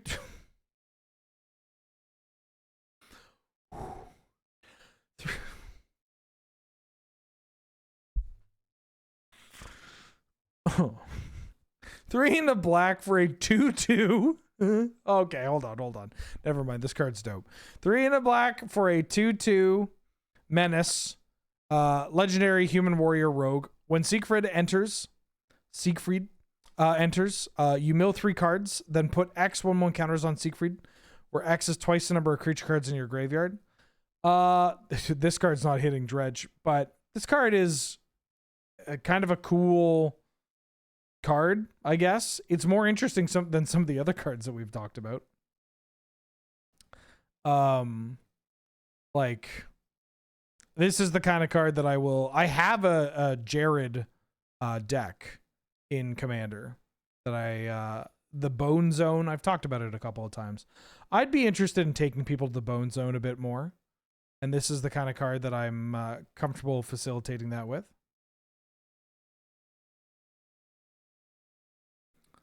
But yeah, not Canlander playable. I promise there are some other Canlander cards in here. In fact, I can see one on the screen. Hold on. Let me do this.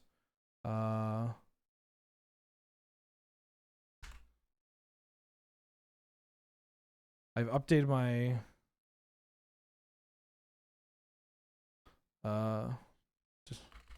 I decided to swap to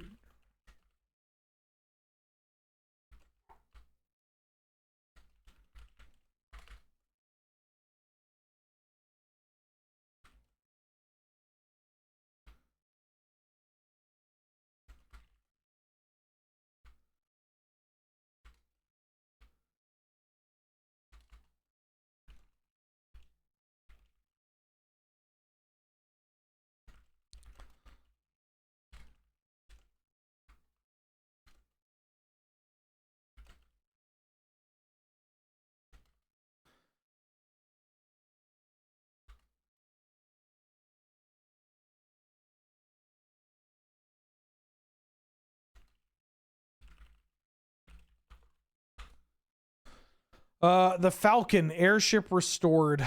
2 and a black for a legendary artifact vehicle with flying. Whenever the Falcon deals combat damage to a player, you may sack it. When you do, return target creature card from your graveyard to play. I'm older. And then you can pay 5 mana to return this card from your graveyard to the battlefield tapped. And it has crew 2. 5 mana. 5 mana is a lot of mana to return this to play. This ability is powerful, but it's a little slow. Not to mention that it is a little too vulnerable for my liking. But I could see a world where yes, I'm older. I could see a world where some especially degenerate Rakdos Delirium pilots decide to try this out. Because, like, that.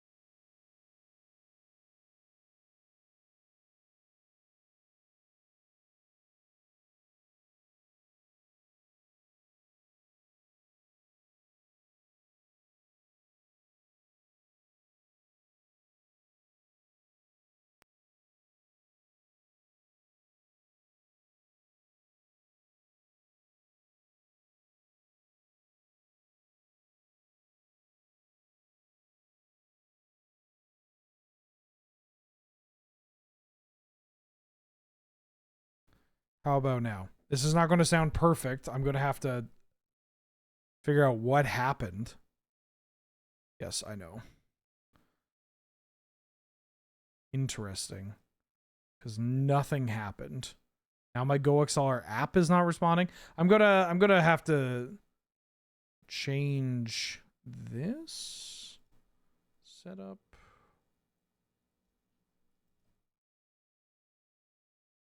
Okay.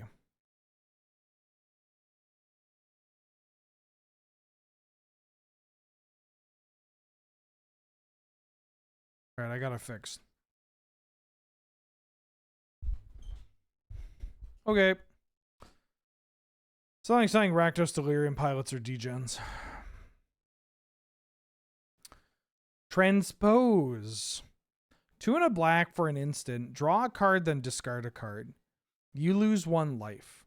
If this spell was cast from your hand, create a 0/1 black wizard token with whenever you cast a non-creature spell, this token deals 1 damage to each opponent. And then has rebound. If you cast this card from your hand, you get exiled and you get to do the thing. This card is so close. Like, the problem with these cards that make the wizards, there's like a red-black theme. I think it might just be black, but it shows up on some of the red X cards too, of making an 0/1 wizard that has a Kessig Flame Breather line of text.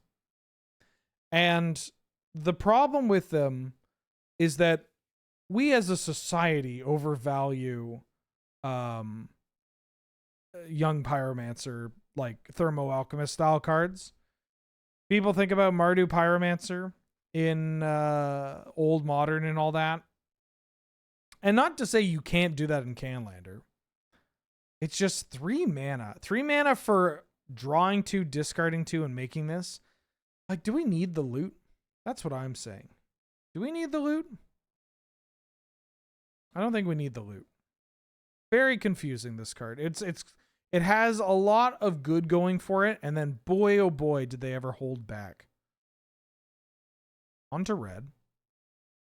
Avalanche of Sector 7, G.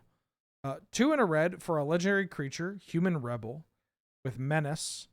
And Avalanche's power is equal to the number of artifacts your opponents control. Whenever an opponent activates an artifact, the ability of an artifact they control deals 1 damage to that player. So contrary to how effective this will be against me in particular, this card is not very good for Canadian Highlander.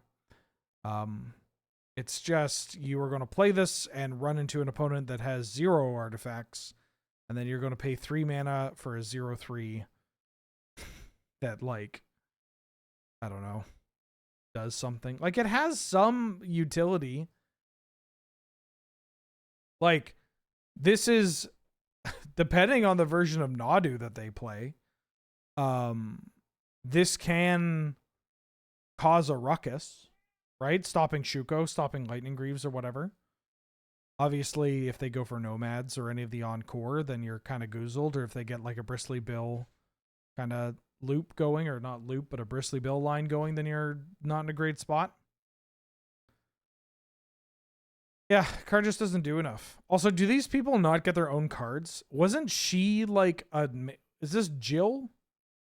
Doesn't she get like she's in the remake or something? Jessie, sure.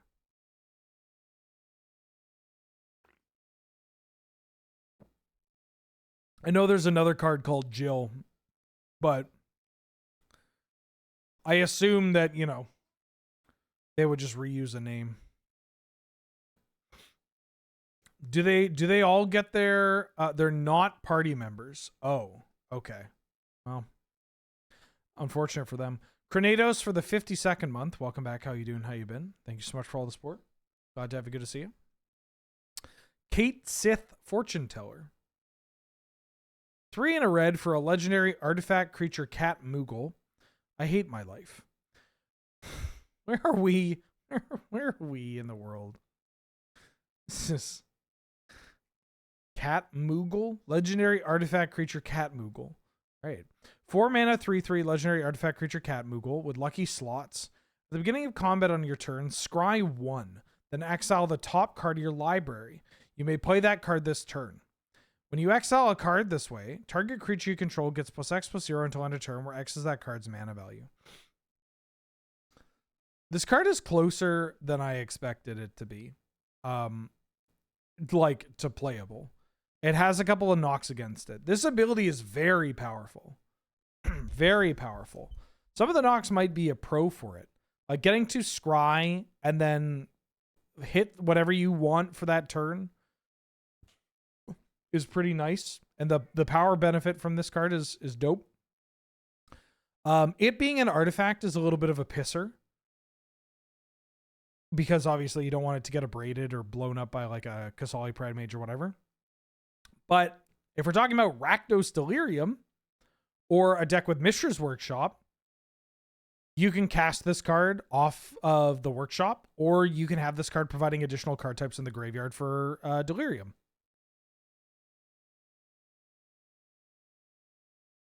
And for Rakdos Delirium, that is also a deck that typically plays both Blood Moon and Magus of the Moon.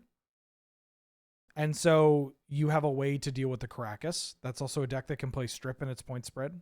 Usually has Wasteland in that. So as odd as it sounds, I think this card may see some niche play. It is still a 4-drop, right? It is still a 4-drop. And typically the 4-drops in Rakdos are Shieldred, Pyrogoyf, and Caves of Chaos Adventure. Occasionally somebody's on Ravenloft Adventure. But if you're really ham on the Delirium package, I could see this card showing up. I also played a Jund Delirium / Welder deck that I think might be okay playing this. And that was a tournament winning deck. Very weird card. I also don't understand how a cat can also be a Moogle. And frankly, I don't want to know. Nobody in chat tell me. Let me live my life. Pack 1, pick 1, gut for the 5th month. Glad to have you. Good to see you. How you doing? How you been? Thank you so much for all the support. I hope you're doing well. Nobody tell me how a cat can also be a Moogle, or else you're going to get timed out and or banned. Making a Moogle is how they make a donkey. What is it, a cat and a horse? Oh, baby, I'd never time you out. Gao, Feral Youth. 1 in a red for a legendary human berserker. It's a 2/2 with rage. Whenever Gao attacks, put a 1/1 counter on it. And at the beginning of each end step, if a card left your graveyard this turn, Gao deals damage equal to its power to each opponent.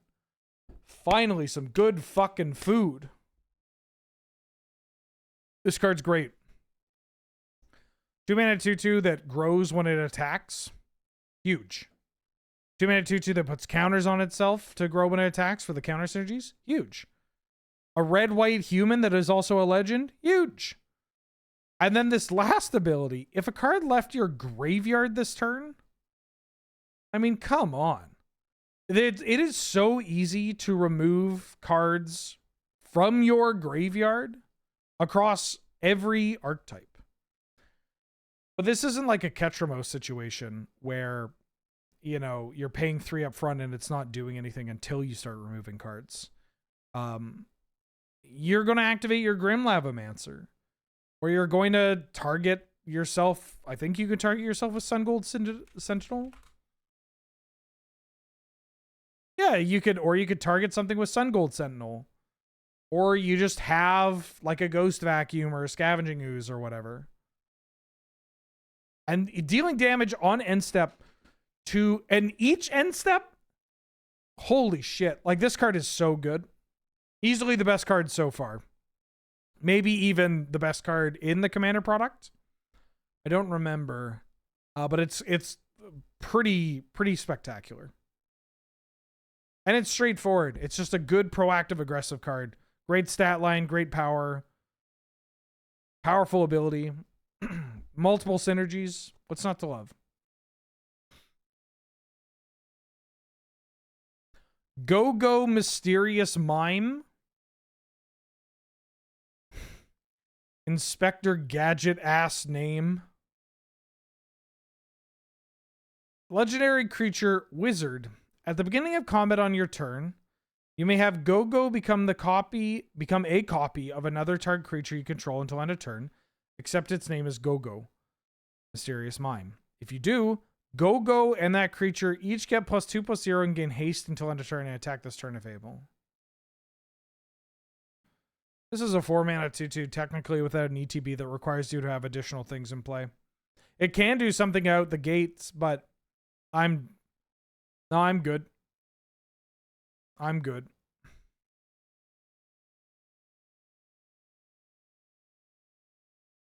Go.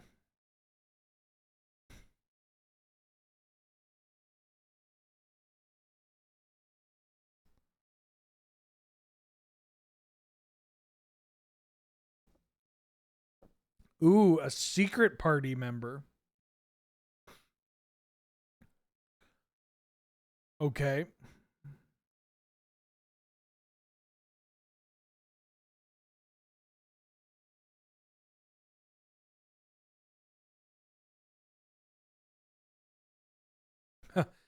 Go does not have a secret identity nor a backstory and only exists for the player to select for use in battle. Okay.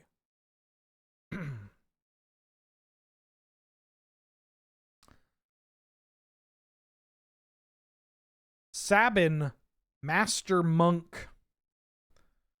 4 and a red for a Human Noble Monk, legendary creature, 4/3 double striker. You may cast this card from your graveyard using its Blitz ability. This is far too expensive and not good.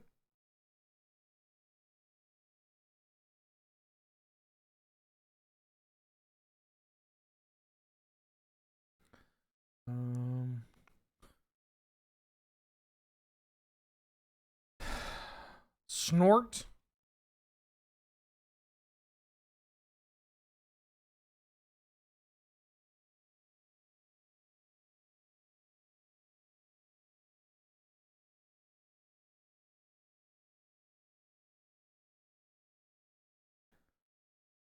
Hold on, I'm still reading about Go.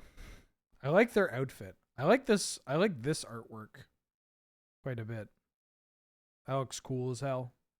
It's like they're draped in a whole bunch of different flags.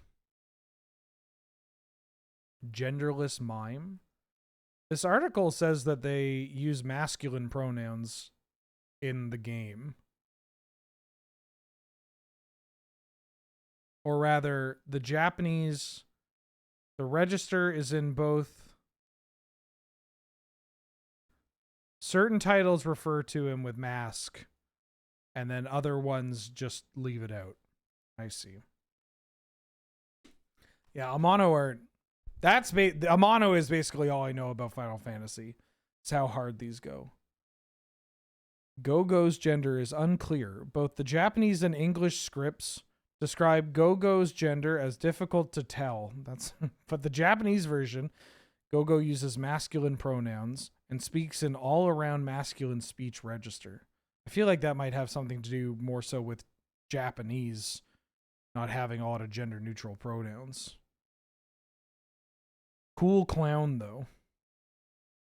Go-Go kicks ass. They're just vibing in a sandworm's stomach, and when the party comes to say hi, he's like, "You're saving the world." I can mimic that. I can mimic that. Oh, you were saving the world, eh? I can do that too. That's so funny. Is 6 good?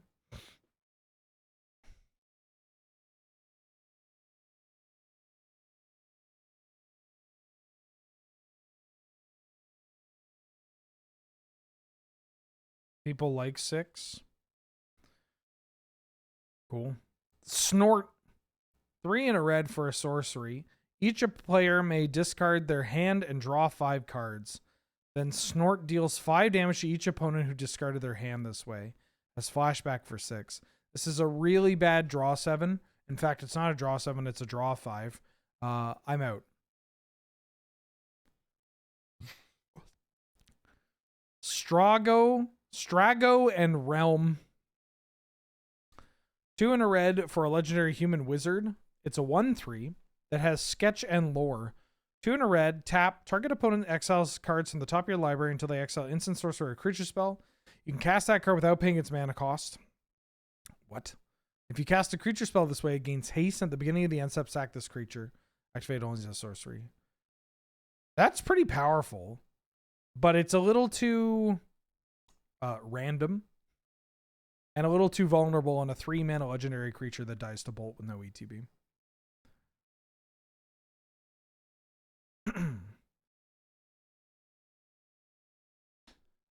Summon Esper Valagarmonda.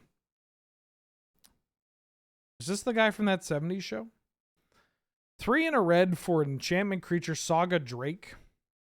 It's a 3/3 flying haste. Chapter 1, you exile an instant or sorcery from each graveyard. Chapter 2, 3, and 4, you add a red for each lore counter on this saga. And you may cast instant or sorcery exiled with this saga. A mana of any type can be used to cast it. This card's bad. It's cheap. It's not that cheap. It's cheaper than some of the other ones. Doesn't do anything. In fact, it's just a fucking downside right away. It dies to bolt. Having hasted and flying is kind of nice, but it's just, in what world am I playing this over Pyrogoyf and like, fuck, what world am I playing this over Hazoret or Chandra? Summon Kujata. 5 and a red for an enchantment creature, Saga Ox. It's a 7/5 trample haste enchantment creature. Chapter 1 is Lightning. This creature deals 3 damage up to each of 2 target creatures. 2 is Ice. Up to 3 target creatures can't block this turn. Chapter 3 is Fire. Discard a card, then draw 2 cards. When you discard a card this way, it deals damage equal to that card's mana value to each opponent. This is a 6-mana card. That's right, Mulder. It's a 6-mana card. Ultimate Magic Meteor. 5 and a red for a sorcery. Ultimate Magic Meteor deals 7 damage to each creature. That's all this is doing? This is huge. Why is this doing 7 damage?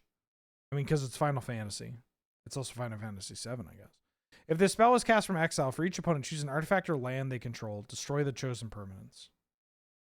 It has 4th health for 6. This is like, do you know how big that is on a planet? That's like a fucking continent. Very weird. Very weird.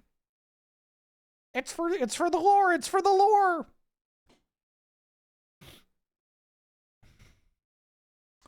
Umaro, Raging Yeti. 5 and a red for a Yeti Berserker. It's a legend. It's a 6/6 with trample. At the beginning of combat on your turn, you choose one at random. Other creatures you control get +3/+0 and gain trample until end of turn. Discard your hand and draw 4 cards. Or Unmaro deals 5 damage to any target. This is a pretty cool commander, but it's a pretty bad magic card. Are you noticing a trend? Okay. Vincent Vengeful Atoner. 2 and a red for a 3/3 legendary assassin with menace. And And whenever one or more creatures you control deal combat damage to a player, put a 1/1 counter on Vincent. Vincent has Chaos. Whenever Vincent deals combat damage to an opponent, if it deals that much damage to each other opponent if Vincent's power is 7 or greater.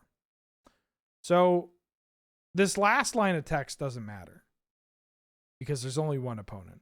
So it just says if I deal damage to opponent, I'm going to do it to everybody else if I'm gigantic, but also if they're gigantic, they're dying, and also there are no other players. So this is just 3 mana, 3/3, legendary assassin, not a human, which I'm sure there are lore reasons, but makes this card worse. I also don't want to hear the lore reasons.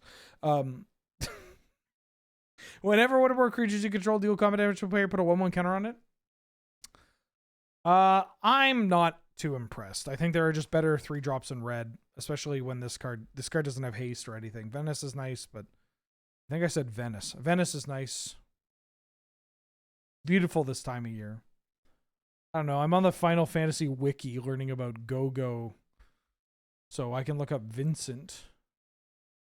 His name is Vincent Valentine. Oh, brother. Wait, I think I knew this. Right? He's in Advent Children. This says that he's a human. The Final Fantasy wiki calls him a human.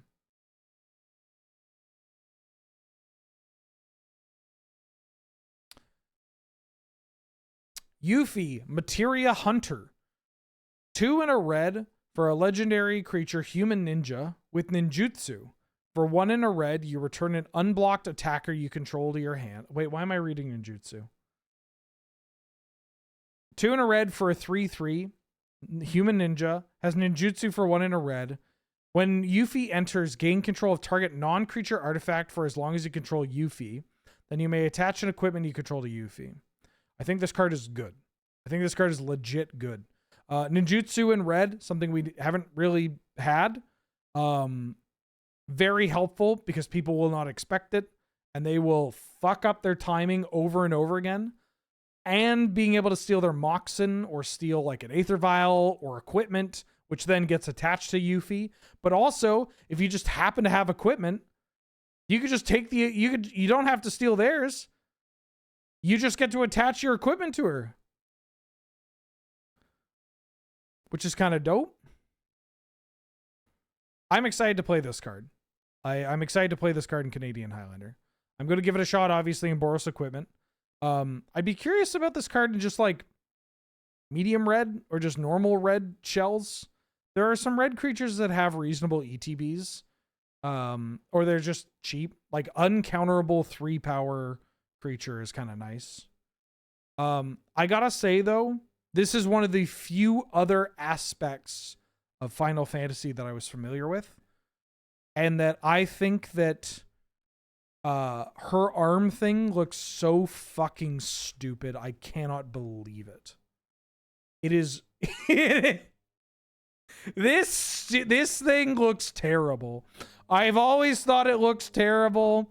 It looks very disjointed. I have hated this shit as like even when I was a kid. I remember seeing this shit when I was a kid and be like, this looks bad. Yeah, looks really bad. Anywho, it looks a little bit better here. Because it looks like it's just like a guard, but it doesn't extend beyond her arm. I've already read that one. HD for the 64th month. Currently at pharmacy picking up meds. Catch you all later. Have a very merry medication. Thank you for all the support. I hope you're doing well. Bugenhagen. Bugenhagen. Wise Elder. 1 and a green for a 1/3 legendary human shaman with reach. At the beginning of your upkeep, if you control a creature with power 7 or greater, you draw a card. Taps add 1 mana of any color to your mana pool. There are a lot of cards here that care about power 7 or more. I believe it is in Final Fantasy VII Commander. So this is one of the cards of all time.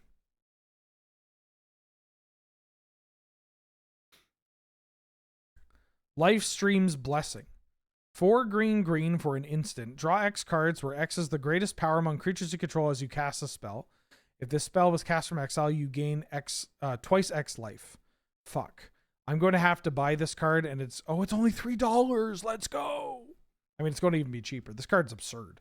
And that is Foretell for 5. Terrible in Canadian Highlander, but very good in Commander. I mean, everything's good in Commander, but I'm going to play this in my Masamaro deck. Very excited. Maester Seymour. 2 and a green for a 1/3 legendary human elf cleric. Beginning of combat, put a number of 1/1 counters equal to Maester Seymour's power on a target creature you control. On another target creature you control. Skinner! 3 green monstrosity X, where X is the number of counters among creatures you control. It's kind of cool that it can put counters on things. The fact that it can't put counters on itself kind of makes sense for the second ability. But unfortunately, that restriction makes me unexcited to play this card.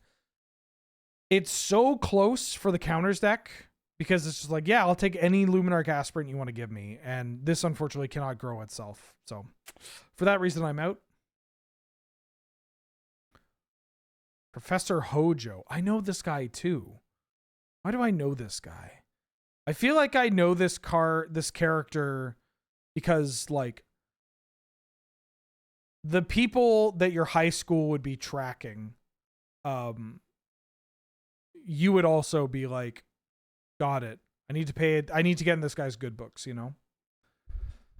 1 and a green for a 2/2 legendary human scientist. The first activated ability you activate during your turn that targets a creature you control costs 2 less to activate. Whenever 1 or more creatures you control becomes a target of an activated ability, draw a card. This ability triggers only once each turn. Being restricted to activated abilities is a no-go. I'm not very excited for Hojo. Sphere Grid. 1 and a green for an enchantment. Whenever a creature you control deals combat damage to a player, put a 1/1 counter on that creature. With Unlock ability. Creatures you control with +1/+1 counters on them have reach and trample. To activate nodes, you must use spheres. This is a card that I've been thinking about for a while because it's the kind of card that I would poo-poo and then lose to in a match of Magic the Gathering. You know? It's cheap. Its ability is very powerful. Can grow things to massive size. And giving anything with +1/+1 counters reach and trample is kind of huge. Like, this has some Innkeeper's Talent vibes going on. The only issue is that you only get so many of these non-creature enchantments. Because if you draw a bunch of them, then they don't do anything. And it also doesn't help push. It doesn't get the party started, right? Like, it's not a creature itself, which is, I mean, obviously. But also, it doesn't immediately put the counter on the creature so that the creature can now attack, which is a little awkward. This is the kind of card where I'm like, my gut tells me that this is not good enough, but I will certainly die to this, you know? I think there are just better cards that do more things. But this is, it's powerful, right? If it gets going, unchecked, this card takes over the game. Technically makes everything a threat. But yes, I would rather play something like Innkeeper's Talent. Summoning Materia. 2 and a green for an artifact equipment. You can look at the top card of your library any turn. As long as this equipment is attached to a creature, you may cast creature spells from the top. Equip creature gets +2/+2, has vigilance, and tap out a green. And equip for 2. No, I'm good. Where are we playing this? Why are we playing this? Is it good enough? Probably not. Bye. Summon Magus Sisters. 4 and a green for a 5/5 enchantment creature Saga Fairy with haste. Choose 1 at random for both chapters 1, 2, and 3. Powers combine. You put 3 1/1 counters on target creature. Defense. Put a shield counter on target creature and gain 3 life. Or fight. This creature fights up to 1 target creature an opponent controls. This card is shockingly juiced, even though it is randomized. Like, this card fucks, right? It could be 5 mana, fight your thing, haste. 5/5 haste. It gets in for 2. How does the final chapter work if this card is it going to use last known values? Fighting doesn't work that way, right? I mean, this card's not playable in 1v1. Maybe if it was a bit cheaper and had the numbers toned down, then we're popping, but you know. You sack after the ability resolves. Yeah, that's true. What the fuck? Trommel Seymour's Butler. 2 and a green for a 2/3. Each other non-token creature you control enters with an additional 1/1 counter on it. Pay 1, tap, proliferate X times, where X is the number of non-token creatures you control that entered this turn. This card is not the worst. I don't know how excited I am to play this, but I could see this card showing up in like aggressive elves or in aggressive elves or in counters, honestly. Like those decks can get away with playing cards like this. The downside obviously being that this doesn't, you know, buff itself and requires a little bit of extra juice to it, but this card can it gets the party started, right? It's at least a thing that you can put counters on pretty reasonably. It's going to make all your subsequent creatures even bigger. And then proliferating in a counters deck is pretty spicy, right? Just you get so much more value out of that. Yuna's Decision. 3 and a green for a sorcery. You choose one. Continue the pilgrimage. Sack a creature, and if you do, draw a card, then put a creature and or land from your hand into play. Or find another way. Return 1 or 2 target permanent cards from your graveyard to your hand. This card's kind of interesting. 4 mana, sack a thing, cheat something out is kind of appealing. Like, there are definitely versions of like Eldrazi where I could see this card being played. Like decks with Emrakul, decks with Mana Dorks that want to cheat in something into play. Like this first ability is very strong. Not to mention it's not an additional cost, which you can still get got if they like clear your board with this on the stack or whatever. But you know, if they muck it, if they counter it, then you're not down a creature. And then find another way, contrary to what Danny G22 is saying, where they're saying another way is terrible. 4 mana, return 2 permanents from your graveyard to your hand. This is not what you're looking to do, but it is not a terrible effect to have attached to a card that has a very obvious effect, right? Like you're playing this to try and sneak something into play, right? But also maybe you have some utility cards or some wastelands or whatever that you want to get back to deal with a very specific scenario. You've evoked an endurance in a matchup where, you've already needed to muck their graveyard once and now you got to do it again. You can use Yuna's Decision to get it back plus another green card to pitch to it.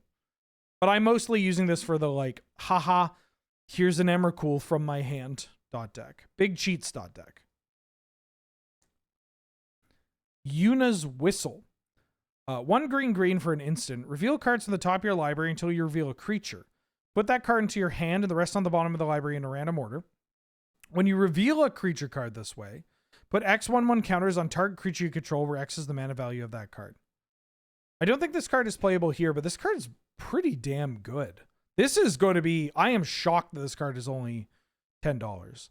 If you want my hashtag MTG Finance take of the set, that is going to be probably low like effort, is that if this card ever dips below like $5 or whatever, like just buy this card. Buy a bunch of this card. This card's like, one, it has the text that works well with Commander for like having some cheeky like, oh, and then I revealed Draco as my only creature, and then I get to make my Commander get +16/+16 or whatever. But also just like, yeah, fuck it. Just like 3 mana instant speed, thing gets permanently bigger, draw exactly a creature. Not bad for Commander. All right, on to gold. I have half an hour. I think I might be able to get through all these. I hope. Creole Baldesion. Creole Baldesion. Kryl Baldesian. White and a blue for a legendary dwarf wizard. It's a 2/1 with lifelink. Whenever you cast a non-creature spell, you may return target creature with mana value equal to the spell's mana value from your graveyard to your hand. Do this only once each turn. I like this card. Pitching to both Solitude and Force of Will. Not nothing. Being a cheap lifelinker is actually kind of nice. Like there are spots where this is just going to trade. It's going to bump into things. And then being able to rebuy, I don't know, an Evoked Solitude. Rebuy an Ajani that got killed. Rebuy your Flage. Like when you're casting your Force of Will. When you're casting your Pyrokinesis. Treasure Cruise. Dig Through Time. There are some cards in this set that care about mana value, or rather how much mana you spend on a card, and they all stink. This one just says mana value. Like it's just, hey, you Force Willed, here you go. And you could do it once each turn. You know, obviously not getting to storm off is whatever, but once each turn still means that you can cast a Force Will on your opponent's turn and get the thing. Or even just like Flame of Anor, kill your creature, get back Snapcaster Mage. Like, oh, it's equal to it. Oh, that's interesting. Okay, it's not equal to or lesser than. But still, the Force of Will Solitude like interaction lines up. Any kind of like 2 mana counterspell with Snapcaster or whatever lines up. Yeah, equal. The fact that it's equal means that this card is not going to be as widespread, but I'm interested in testing this card out. Like that, this is a legit value engine that can be exceptional at times. Lease Hexed. 1 white and a blue for a 2/2 human rebel monk with prowess. Non-creature spells you cast cost 1 less to cast. As long as you've cast 2 or more non-creature spells this turn, Lease Hexed has double strike. This is technically a 3-mana 2/2 legendary creature that doesn't do anything on ETB. The cost reduction, again, is something that is not as exciting in Canadian Highlander as it is in like Commander. This card, it's really unfortunate because I think this card has everything on this card is good, right? Like prowess, getting up to double strike, cost reduction, finding it with my Lin Civvy. Oh, like that's pretty cool. But I just don't think it does enough. Certainly not at 3. This is not real. Urianger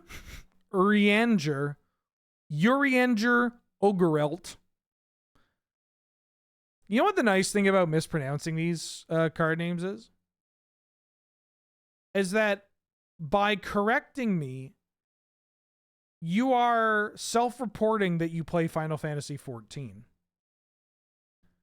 Urianger Ogorelt, white and a blue for a 1/3 legendary elf wizard. Whenever you play a land from exile or cast a spell from exile, you gain 2 life. It has Draw Arcanum. Tap, look at the top card of your library. You may exile it face down and play Arcanum. Tap until end of your next turn. You may play spells exiled with Urine Augur. Spells you cast this way. I'm fucking done. Nice. Urangel Ogorel. Emmett Selk of the 3rd Seat. 2 blue and a black for a 3/4 legendary wizard, elder wizard. Spells you cast from your graveyard cost 2 less to cast. Whenever one or more opponents lose life, you may cast target instant or sorcery spell from your graveyard. If that spell would be put into your graveyard, exiled instead. Do this only once each turn. It's nice that this...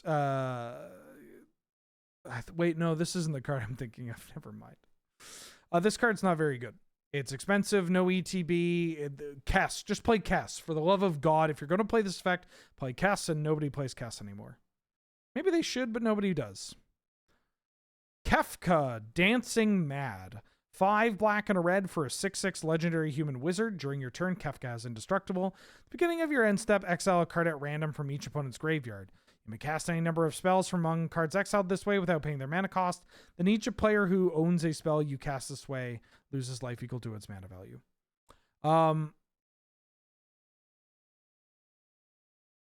No. I'm just going to have the 7 mana Rakdos card exile a land and not do anything. And they get Caracas. The end. Lock, Treasure Hunter. 1 black and a red for a 2/3. Lock can't, it's a human rogue. Lock can't be blocked by creatures with greater power. And Mug. Whenever Lock attacks, each player mills a card. If a land card was milled this way, create a treasure. Until end of turn, you may cast a spell from among those cards. This one's a little bit interesting. Being a legendary 3 toughness creature with no ETB. I want to come up with an acronym or like a phrase for that. Like it gets like crick bolted. It's like crick bolt fodder. It gets crick bolted. I'm just going to say crick bolted. People here know what it means when I say the crick. This card gets crick bolted. It doesn't do anything immediately. Being able to get around a lot of creatures is kind of nice, but not every creature. And the fact that you get it on attack is pretty dope. I don't know. This has some nice qualities for sure. It's just, why would I play this over other cards? That's kind of the trend for a lot of these. It's just like, this can do things, but it's just, I would just rather play Florian if I want to have a 3/3, like a 3 mana creature that is difficult to block in Rakdos that can provide me some additional value. That also just gets additional value right away. Like if you play it, hit them, and then Florian, great. Setzer Wandering Gambler. This is just fucking Dracula from Castlevania.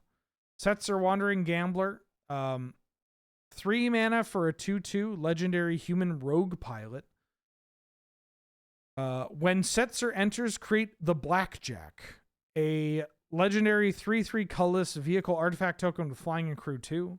Whenever a vehicle you deal,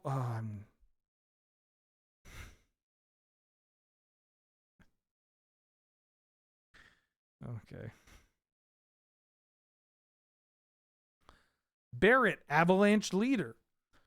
2 red and a green for a legendary creature human rebel that's a 4/4 with reach and avalanche. Whenever an equipment you control enters, make a 2/2 rebel creature token. Beginning of combat on your turn, attach up to 1 target equipment you control to target rebel you control.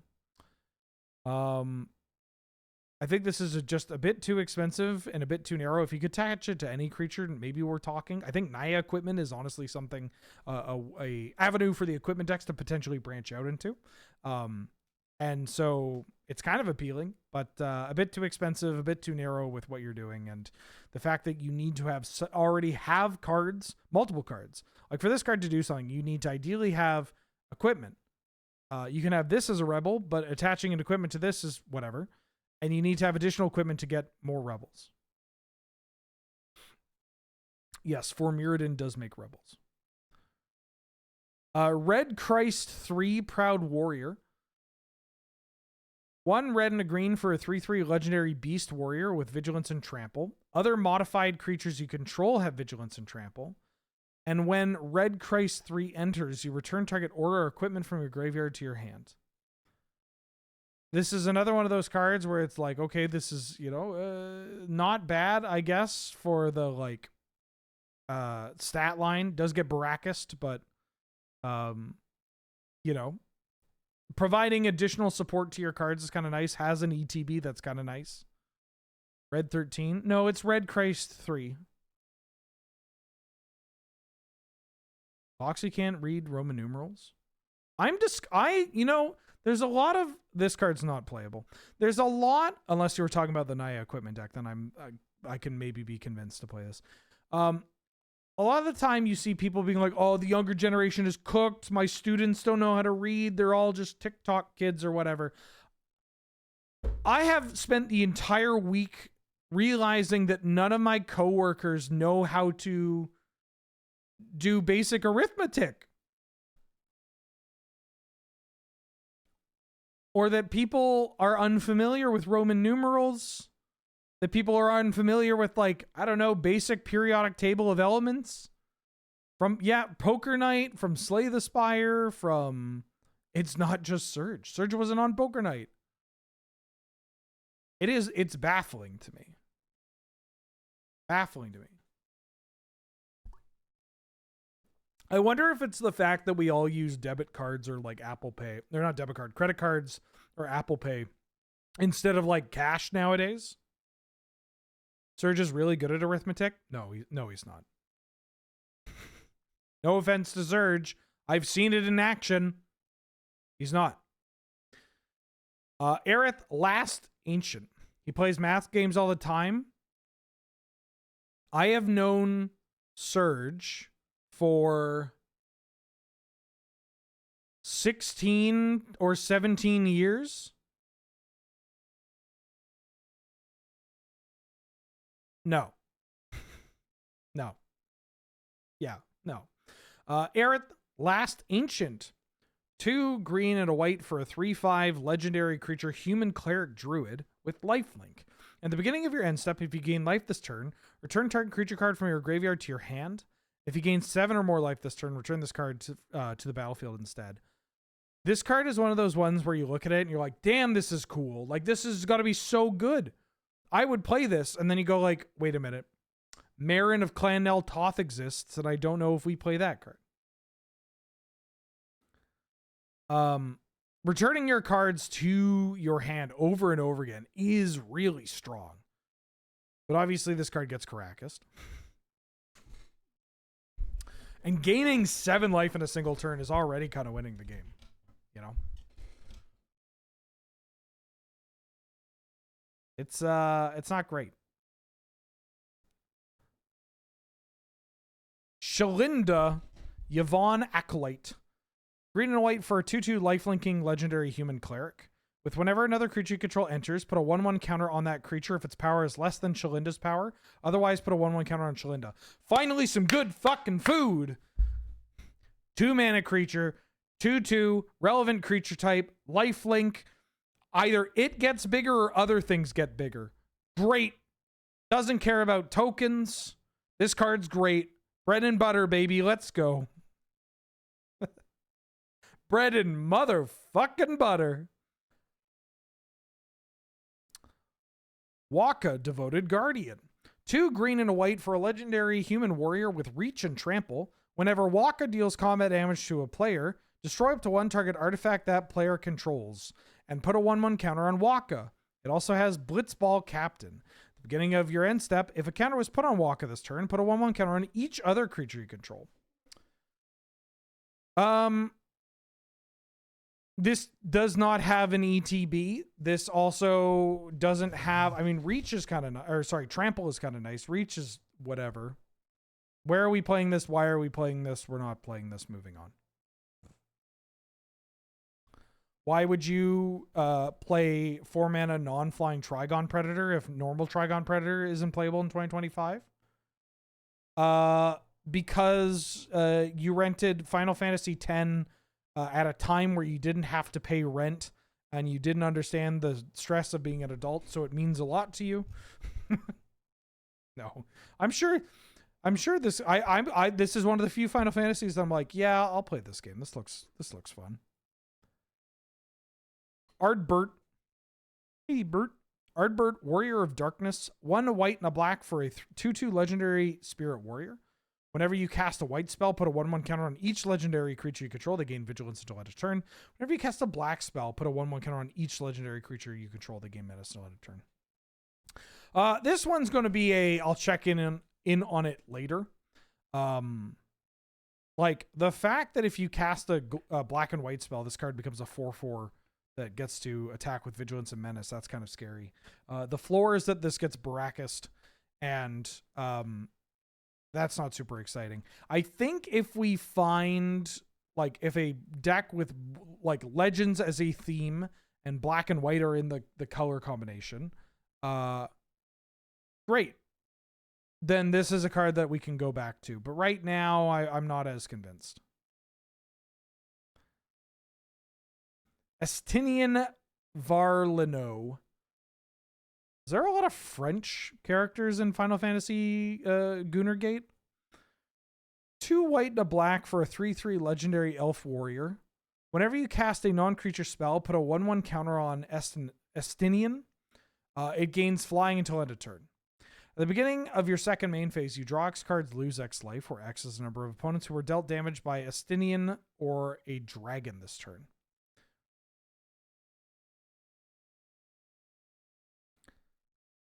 Papalamo Total... Wait, what the fuck? Papalamo... Papalamo Totolimo. Totolimo. Papalamo Totolomo. Black and a white for a 1/2 legendary dwarf wizard. Whenever you cast a non-creature spell, Papa Tapa Rapa deals 1 damage to each opponent and you gain 1 life. Pay 4 generic, tap, sack, Paplabobi Toperonlo. Each opponent who lost life this turn sacrifices a creature with the greatest power among creatures they control. So this is a really powerful card, but it's in black and white for some reason. I could see this card honestly showing up in the aforementioned like Esper Pyromancer, kind of Kessig Flamebreather style deck.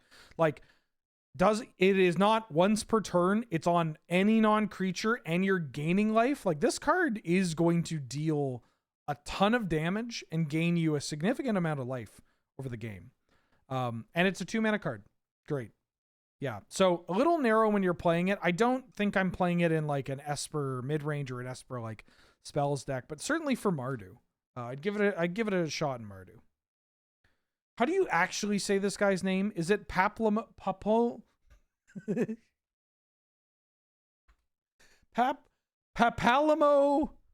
Totolimo?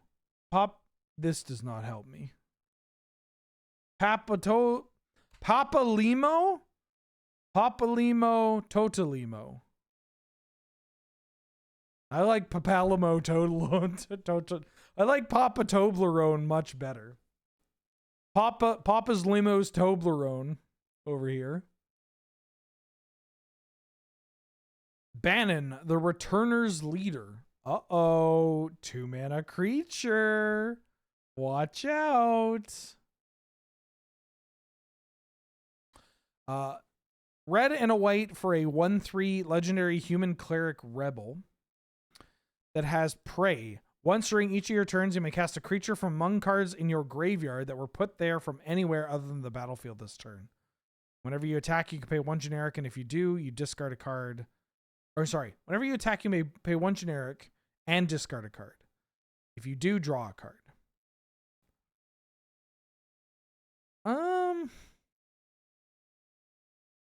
So this is a 2-mana creature.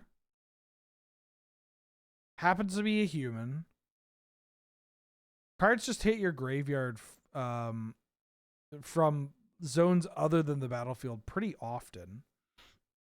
Being able to cast one of them is kind of interesting. I'm going to say no. It's a little too narrow, even though it is very cheap. I just don't like that I have to pay mana to loot as well. I guess it's like pay 1, discard a creature, and then draw the card. It's so awkward though, because it's on attack, and I can be like, I will attack, and then pay 1 and discard this card. And then it's like, oh, they discarded a creature. Well, now I'm going to kill Bannon. It's like, oh, I wanted to cast that. You know, the timing's a little awkward. Also, it's only a 1/3. I'm just not convinced that this card's good enough, so I'm going to skip it. I just don't even... I think that this card... A lot of people are mentioning good cards and combining this with good cards. And that's usually your moment to be like, no. You know? You shouldn't have to play good cards to make a bad card, like, better. Not even that good.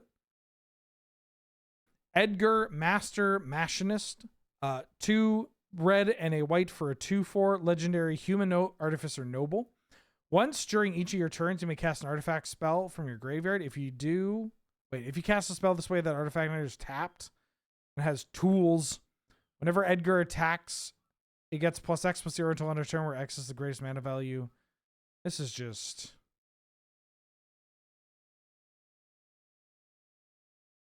I'm good. I'm good. Mashing it? Well, it's one of the few cards with a normal name. I should fuck up somewhere. Yeah, I guess casting artifacts from your graveyard is kind of nice for 4 mana, but I can do it with 1 mana for Emery in blue. So, you know. Mog, Moogle Warrior. 1 and Boros for a 1/2 legendary creature Moogle Warrior with lifelink and dance. At the beginning of your end step, each player may discard a card. Each player who discarded a card this way draws a card. If a creature card was discarded this way, you create a 1/2 white Moogle creature token with lifelink. Then if a non-creature card was discarded this way, you put a 1/1 counter on each Moogle you control. I love allowing my opponent to discard cards and draw cards. All for the sake of... Like, I will give this some credit. If this card hits play and you discard a creature and they discard a non-creature, you get a 1/2, and then those 1/2s are both 2/3s. So you paid 3 mana to get 2/3 lifelinkers. And you can do this every end step, although your opponent gets to filter cards to find answers for this. Also, we just got... what the fuck is this card called? Sage of Many Somethings? Sage of the Skies. This is 3 mana for a 2/3 flying lifelinker, which is just going to be better than this card most of the time. And is also only white, so you can play to more decks. Sephiroth, Fallen Hero. 3 red and a white for a 7/5 legendary human avatar soldier with Genova cells. Whenever Sephiroth attacks, you may put a cell counter on target creature. Until end of turn, each modified creature you control has base power 7/5. Base power and toughness. And then has Reunion. Pay 3 mana, sacrifice a modified creature. Return this card from your graveyard to the battlefield tapped. So this is an interesting one, mostly for that last ability. That last ability being able to sneak this into play for just 3 generic mana at instant speed is kind of sexy. Not to mention we can play this alongside cards like I know I said like don't play a bad card. Don't count on your good cards to make your bad cards good. But this card can also just with another creature attacks for 14, even if it is a 5 mana card. It happens to be a 5 mana human as well. And just like being able to cheat it into play is kind of gross. I'm willing to give this a little bit more of a nod. I still don't think it's good, but if this ends up like I would not be too surprised if this ends up popping up in some like, I don't know, Boros Humans or Boros Legends deck, just because like, I don't know, cheating a 7/5 that can then turn something else into a 7/5 or bigger is pretty good. Oh, Atoku's in this. Atoku's one of my favorite Magic artists. That makes sense. I guess this makes sense because they're Japanese. I know that they did this Kaito. I don't really like this Kaito. Actually, on second thought, I don't like all... Look at how you massacred my boy's art. How do you make Arcbound Fiend, Azami Lady of Scrolls, and like, I don't know, Wicked Akuba, and then be like, what? You want more anime? You got it, boss. And even, I mean, look, you gotta do what you gotta do. It's just a little sad. Kimari Valiant Guardian. 2 green and a blue for a 3/3 legendary cat warrior with vigilance and Ronzo Rage.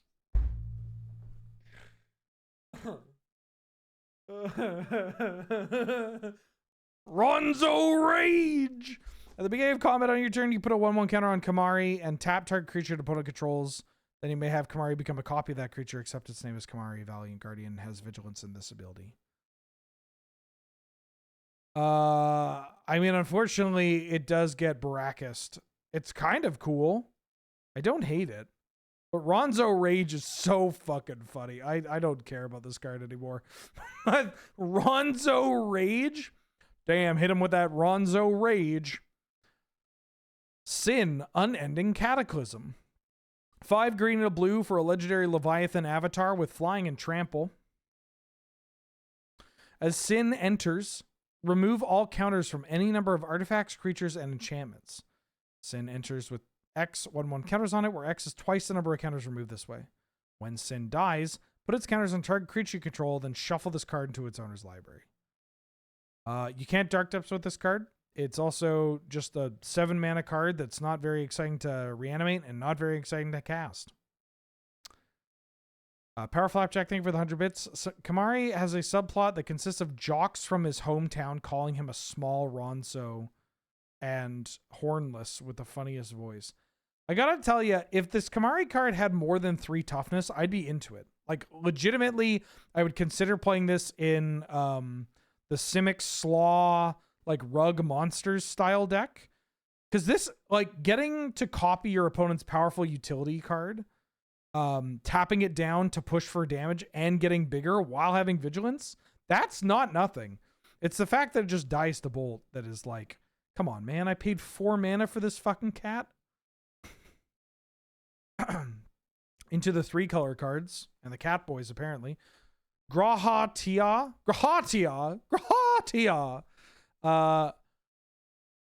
White, green, nope, fuck. White, blue, and a black for a 2/3 legendary cat wizard with lifelink.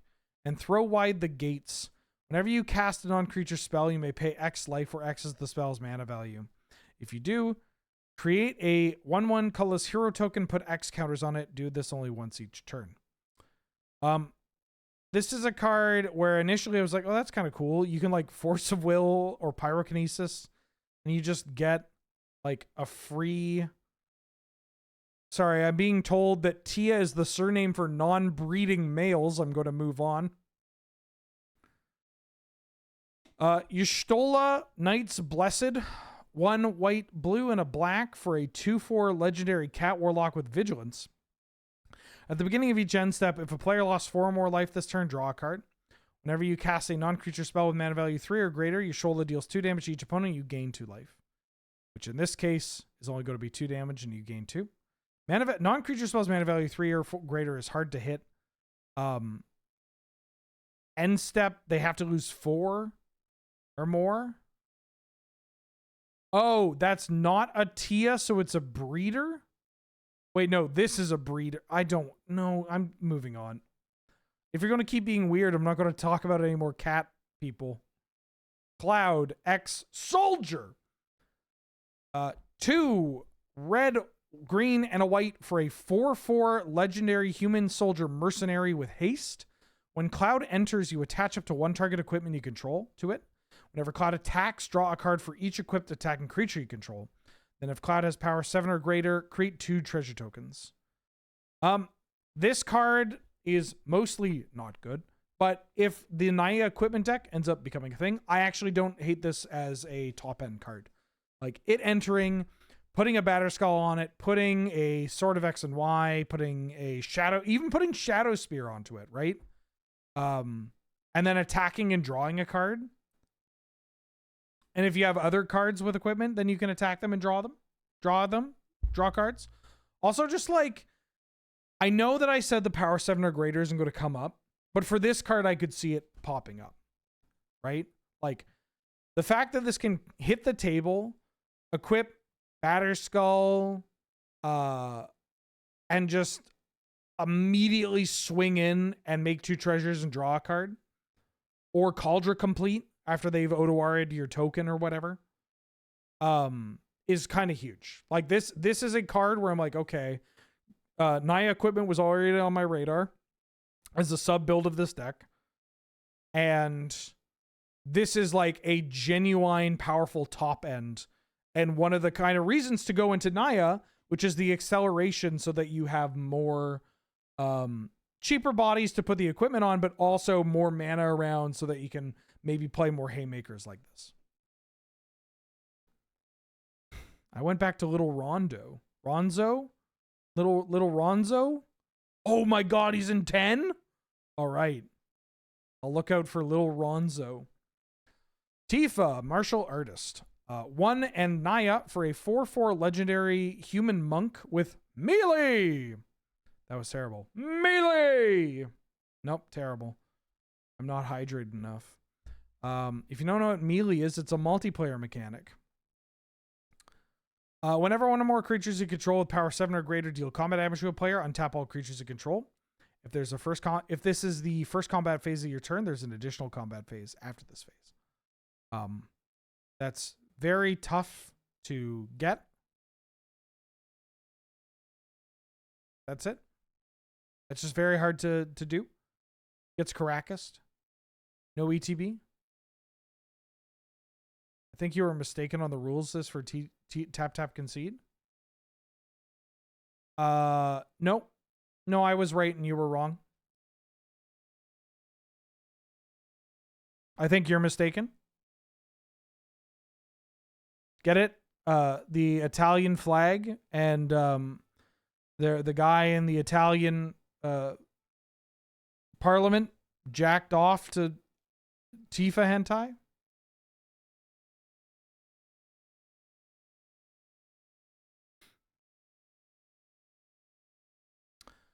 Titus Yuna's Guardian. Bant for a 3/3 legendary human warrior.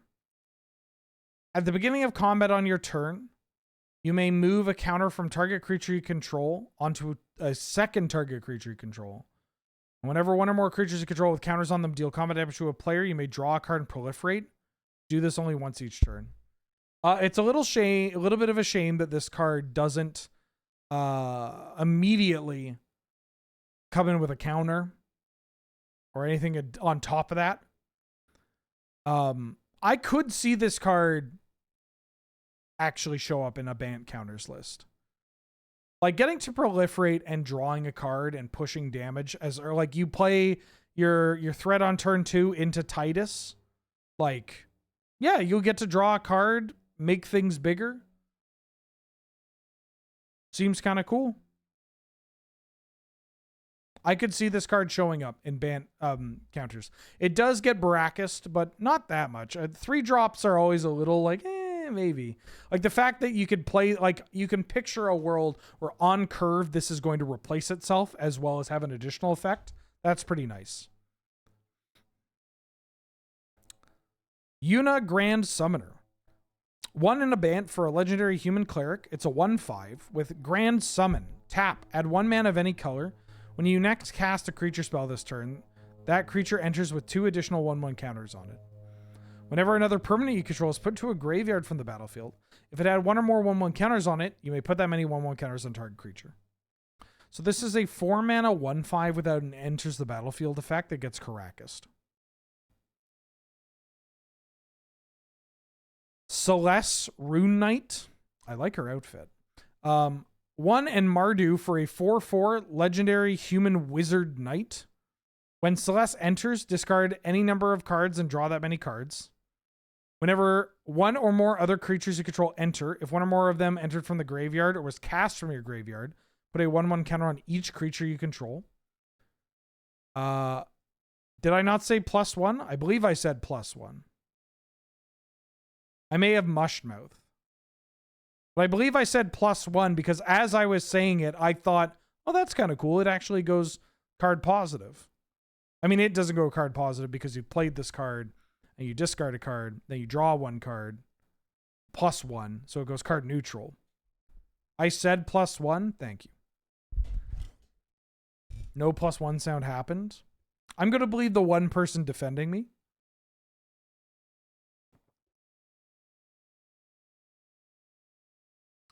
Yeah, this card's all right. It's not good for Highlander, but it's very cool. It's very cool. I like the art. Nestor Osandon Leal. I'm going to assume you said +1. Thank you. Terra, Herald of Hope. Mardu for a 3/3 legendary human wizard warrior. With Trance. At the beginning of combat on your turn, you mill 2 cards. Terra gains flying until end of turn. Whenever Terra deals combat damage to a player, you can pay 2 generic, and when you do, return target creature card with power 3 or less from your graveyard to the battlefield tapped. This is kind of a weird card.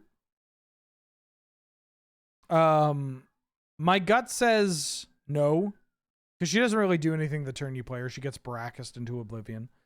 And then on combat, you having to pay damage or pay mana. Yeah, I'm not into this card. This gets Baracused into the dirt. I've never played in a format where Caracas is legal. How does a card that's only in white deck single-handedly make it the card bad? Well, this is the thing. Everybody be kind. Not everybody has the same experience in the formats that we're talking about than you. The strength of a Caracas is that even though it only adds white, because there are no color identity rules for Commander, you can include Caracas in every deck. It doesn't matter. And so if you treat it as just a colorless land that taps to invalidate certain legendary creatures, it is going to be tempo and mana positive at a very low cost because you're just including a land. It's like including Wasteland in your deck or whatever, right? Sometimes Wasteland just taps for a mana, and that's okay. Now, if you are playing white, it gets even better because now it just taps for a color of the mana that's in your deck. That's pretty good. Conformer Shuriken. 2 generic for a legendary artifact equipment. Equipped creature has whenever this creature attacks, tap target creature defending player controls. If that creature has greater power than this creature, put a 1/1 counter on this creature equal to the difference. This equipment costs 2 to play, 2 to equip, and doesn't do anything half the time. The Warring Triad. 3 generic for a legendary artifact creature God. It's a 5/5 with flying, trample, and haste. And as long as there are fewer than 8 cards in your graveyard, the Warring Triad isn't a creature. That has tap, mill a card. Target player adds 1 mana of any color. I would actually... you know what? I would consider playing this card in an aggressive Delirium deck. Because being able to just mill and add more mana, pretty nice. Pretty nice. And getting up to 8 cards is not the most difficult thing in the world. Not to mention, a lot of the times the Delirium decks can actually control that, right? The Delirium strategies put a lot of cards in their graveyard, but ultimately only need 4 card types. And so there's often cards that remove other cards from your graveyard for a positive effect. And this is one where you can, obviously it adds 2 card types for Delirium. And that's pretty cool. Like it could also set up for itself, but you could have cards leave your graveyard to protect it from creature removal. And then you can like refill the cards to get it back in action. So a little niche where it shows up, but I'm excited for this card because I'm also excited for that deck right now. And then last, we have Wrecking Ball Arm. 2 generic for a legendary artifact equipment. Equipped creature has base power and toughness 7/7 and can't be blocked by creatures with power 2 or less. And it has equipped legendary creature for 3 generic and equipped normal creature for 7 generic. I'm a little curious about this card in the Colossal Hammer version of the deck. 10/10 no flying is more damage to push than 7/7. But 7/7, it can still keep flying if it gets flying. And the actual evasive ability is pretty interesting. Not to mention, there are a number of legendary creatures played in Boros equipment.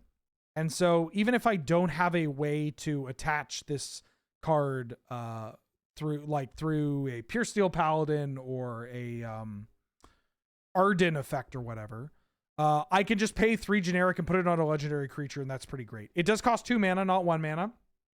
So obviously, it's a bit of a downer when it comes to Urza Saga or just, you know, being able to sequence it a turn. But I think I'll play this card. Like, I think I will genuinely look to put this card in Hammer Time as like a redundant, powerful equipment that is not the end of the world. Not to mention, The people that have lost to me playing Hammer Time at the Board Game Cafe, or if we're playing some Bar Canlander, it's Bar Canlander is just normal Canlander, except nobody brings Storm or Thoracle, or Paradox. Well, except for Ian.